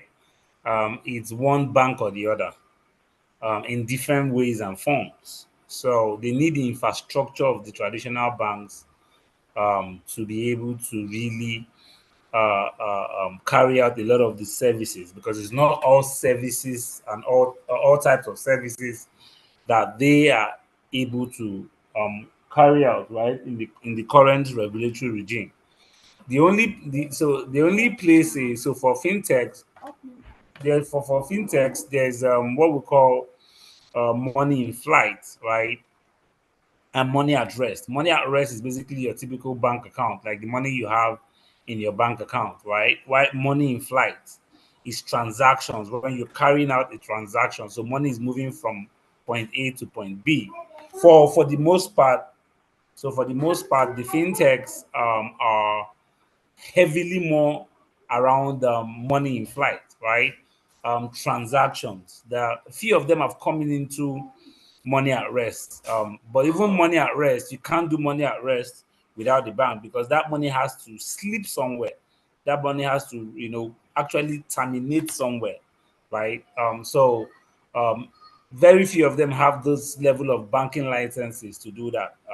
Some of them are able to carry out some kind of banking operations with some license, right? But if you want to really go right to become like a full-blown bank, right, to have the level of licensing that bank has, then you have to be a bank. So really, for now, right, they are playing in the last mile space, right? The customers, but the banks will always be there behind them to even power their services. So in front of all those competition you are seeing at the front, behind the scenes, they are actually partners, right? They partnering with themselves, because one needs the other. So they partner with themselves, and then in front, come to the front and be at war with themselves. So it's how it is. You think? Okay, sir. Okay, so I'll be taking the next question, and that question is addressed to Mrs. Blaine. So the question is, one of the shortcomings of fintech is privacy in is breach in data privacy. How do we curb it? I'll go over the question again. One of the Okay. shortcomings of fintech is breach in data privacy. How do we curb it? How do we curb the breach in data privacy? Okay. Can you hear me? Yes, ma, we can. We can. Okay. Okay. So, in my perspective, to curb data privacy breaches, fintech company must implement robust data protection measures. It means following all the, especially in Nigeria, following the regulations, NGPR, and also putting extra efforts such as strong encryption, securing data storage, and regular security audits. It's the way to curb data privacy breaches. And also, companies should invest in employee training on the subject, specifically data security. Companies also should foster a culture of privacy and to ensure transparent communication with customers on how they collect data, how they use, how they process and protect their data.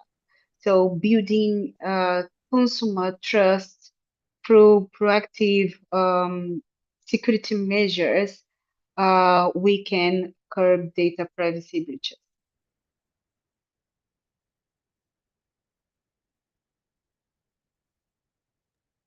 Okay, thank you so much, ma. So another question addressed to you, ma. So, okay, How can a lawyer offer effective regulatory compliance and provide advisory services to fintech companies, especially startups? Sorry, again, Lindy. because the audio, yeah, the audio is not so good.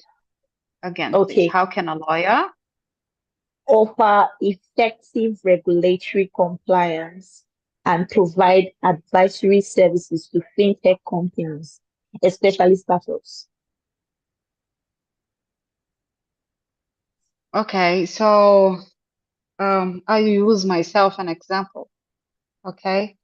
To provide the best advice for fintech companies, the lawyer should understand both sides, should understand a little bit of technology and put it together with the law. So you can understand deeply what's on behind the scenes, one is happening on the background to give the best advice to the company management.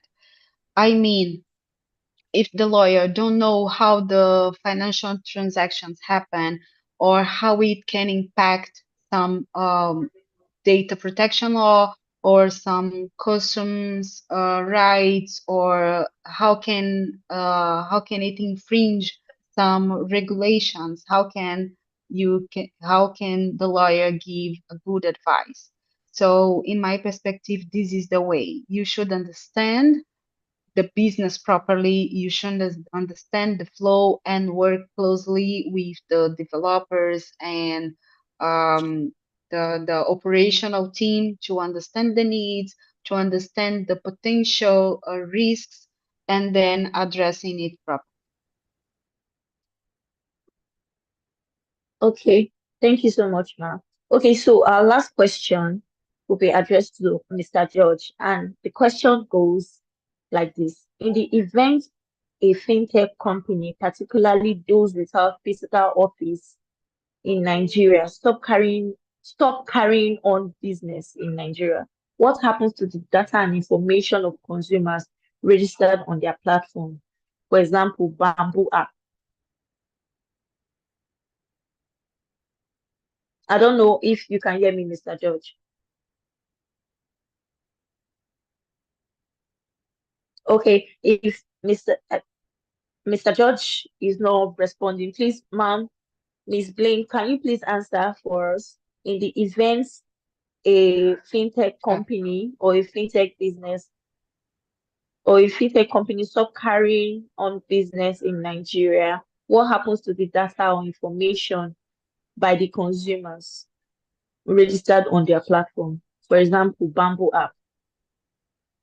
Okay, I will reply in general because to be very honest with you, I don't know very deep how the NDPR treats this kind of events. So, as per my knowledge, if a fintech company close or that is not operating with a physical office and it stops the operation in some country, the handling of consumers' data and all information must comply with the data protection regulation applicable, and also all applicable data protection in international perspective too. So the company is required to ensure that the customer data is securely managed, and whether it's involved data transferring to a different data controller and should meet the regulatory standards or deleting it, and it must prevent all unauthorized access too. So in case if the data is stored or processed internationally, cross-border data transfer rules under the applicable law, JDPR or Nigeria Data Protection Regulation, and other jurisdictions law must be adhered to ensure that the adequate data protection measures are in place. So in short terms, we should follow and we should ensure that the the the let's say the finalization and the relation with the company using the data of a COSOM is under and complying with the data protection laws. Okay. Thank you so much, ma'am. Thank you so much, ma'am. And I just want to chip in a little bit. Yeah, as a data subject, you know that you have your rights, and then these rights are protected for under the Act. So I'll just want to take announcements. Please remember to inform your colleagues and friends that the JIIPCC mentorship registration is still ongoing. Share what you've learned. You know, initially when we started, I told us to put on our videos and take a screenshot. So please share what you've learned on your social media platform, and then remember to encourage your colleagues and friends to register for the mentorship program. Then we're coming to the close of the session. We'd like to appreciate our mentors for staying with us to this time to share their knowledge, their insights on this particular area of law with us. We also like to thank our mentees for their wonderful presentation. And then we also want to thank JIIPCC and to everyone present here. Thank you so much for being around. So enjoy the rest of your day. Thank you. Ma, please, our question was not answered. Group Yes. 2. Okay, I forgot. Okay, let me just step in here. Thank you so much, Joseph. Blaine Right. mentioned that you can Yes. Yeah. Okay. reach out to her. All right, please let me step in. Let me step in. Thank you so much, our moderator. Thank you so much for helping us read through the question. And Joseph, as regards the question you sent, so because of our time, we will not be able to take all the questions. We're not able to take all the questions. So what was going to happen is that we would send a mail to the mentors, right, and then would kindly request that if they can maybe send maybe a detailed response to the question, and we'll find a way to get it back to you. You can also connect with our mentors on LinkedIn, and then you can send them private chats. Miss Blaine has already given her blessing in that regard. So please kindly try and reach out to her, and then we'll try from our own end to reach out to the mentors with um, with um, with your questions. All right. So I'll also be sharing Miss Blaine's email to your personal WhatsApp group so that you can send her a mail if the need arises. All right. So thank you so much to our mentors. Thank you to our moderators. It has been a wonderful session so far. Ms. Blaine, thank you so much for your time. Mr. George, thank you so much for your time. And with this, we've come to the end of today's session. Thank you all and goodbye. Thank you Goodbye. so Thank much you for the very much opportunity. for the session. I'm leaving my email, and if you guys need anything, I'll be happy to reply your questions by email too. And we'll also be happy to share the presentation as requested. Okay, so just send me an email with whatever you need, and we can continue the communication there. Thank you so much once again for all presentation and for all share. Thank you very much, Ma. Thank you very much, Ma. Thank you very much, ma'am. Thank you, ma'am.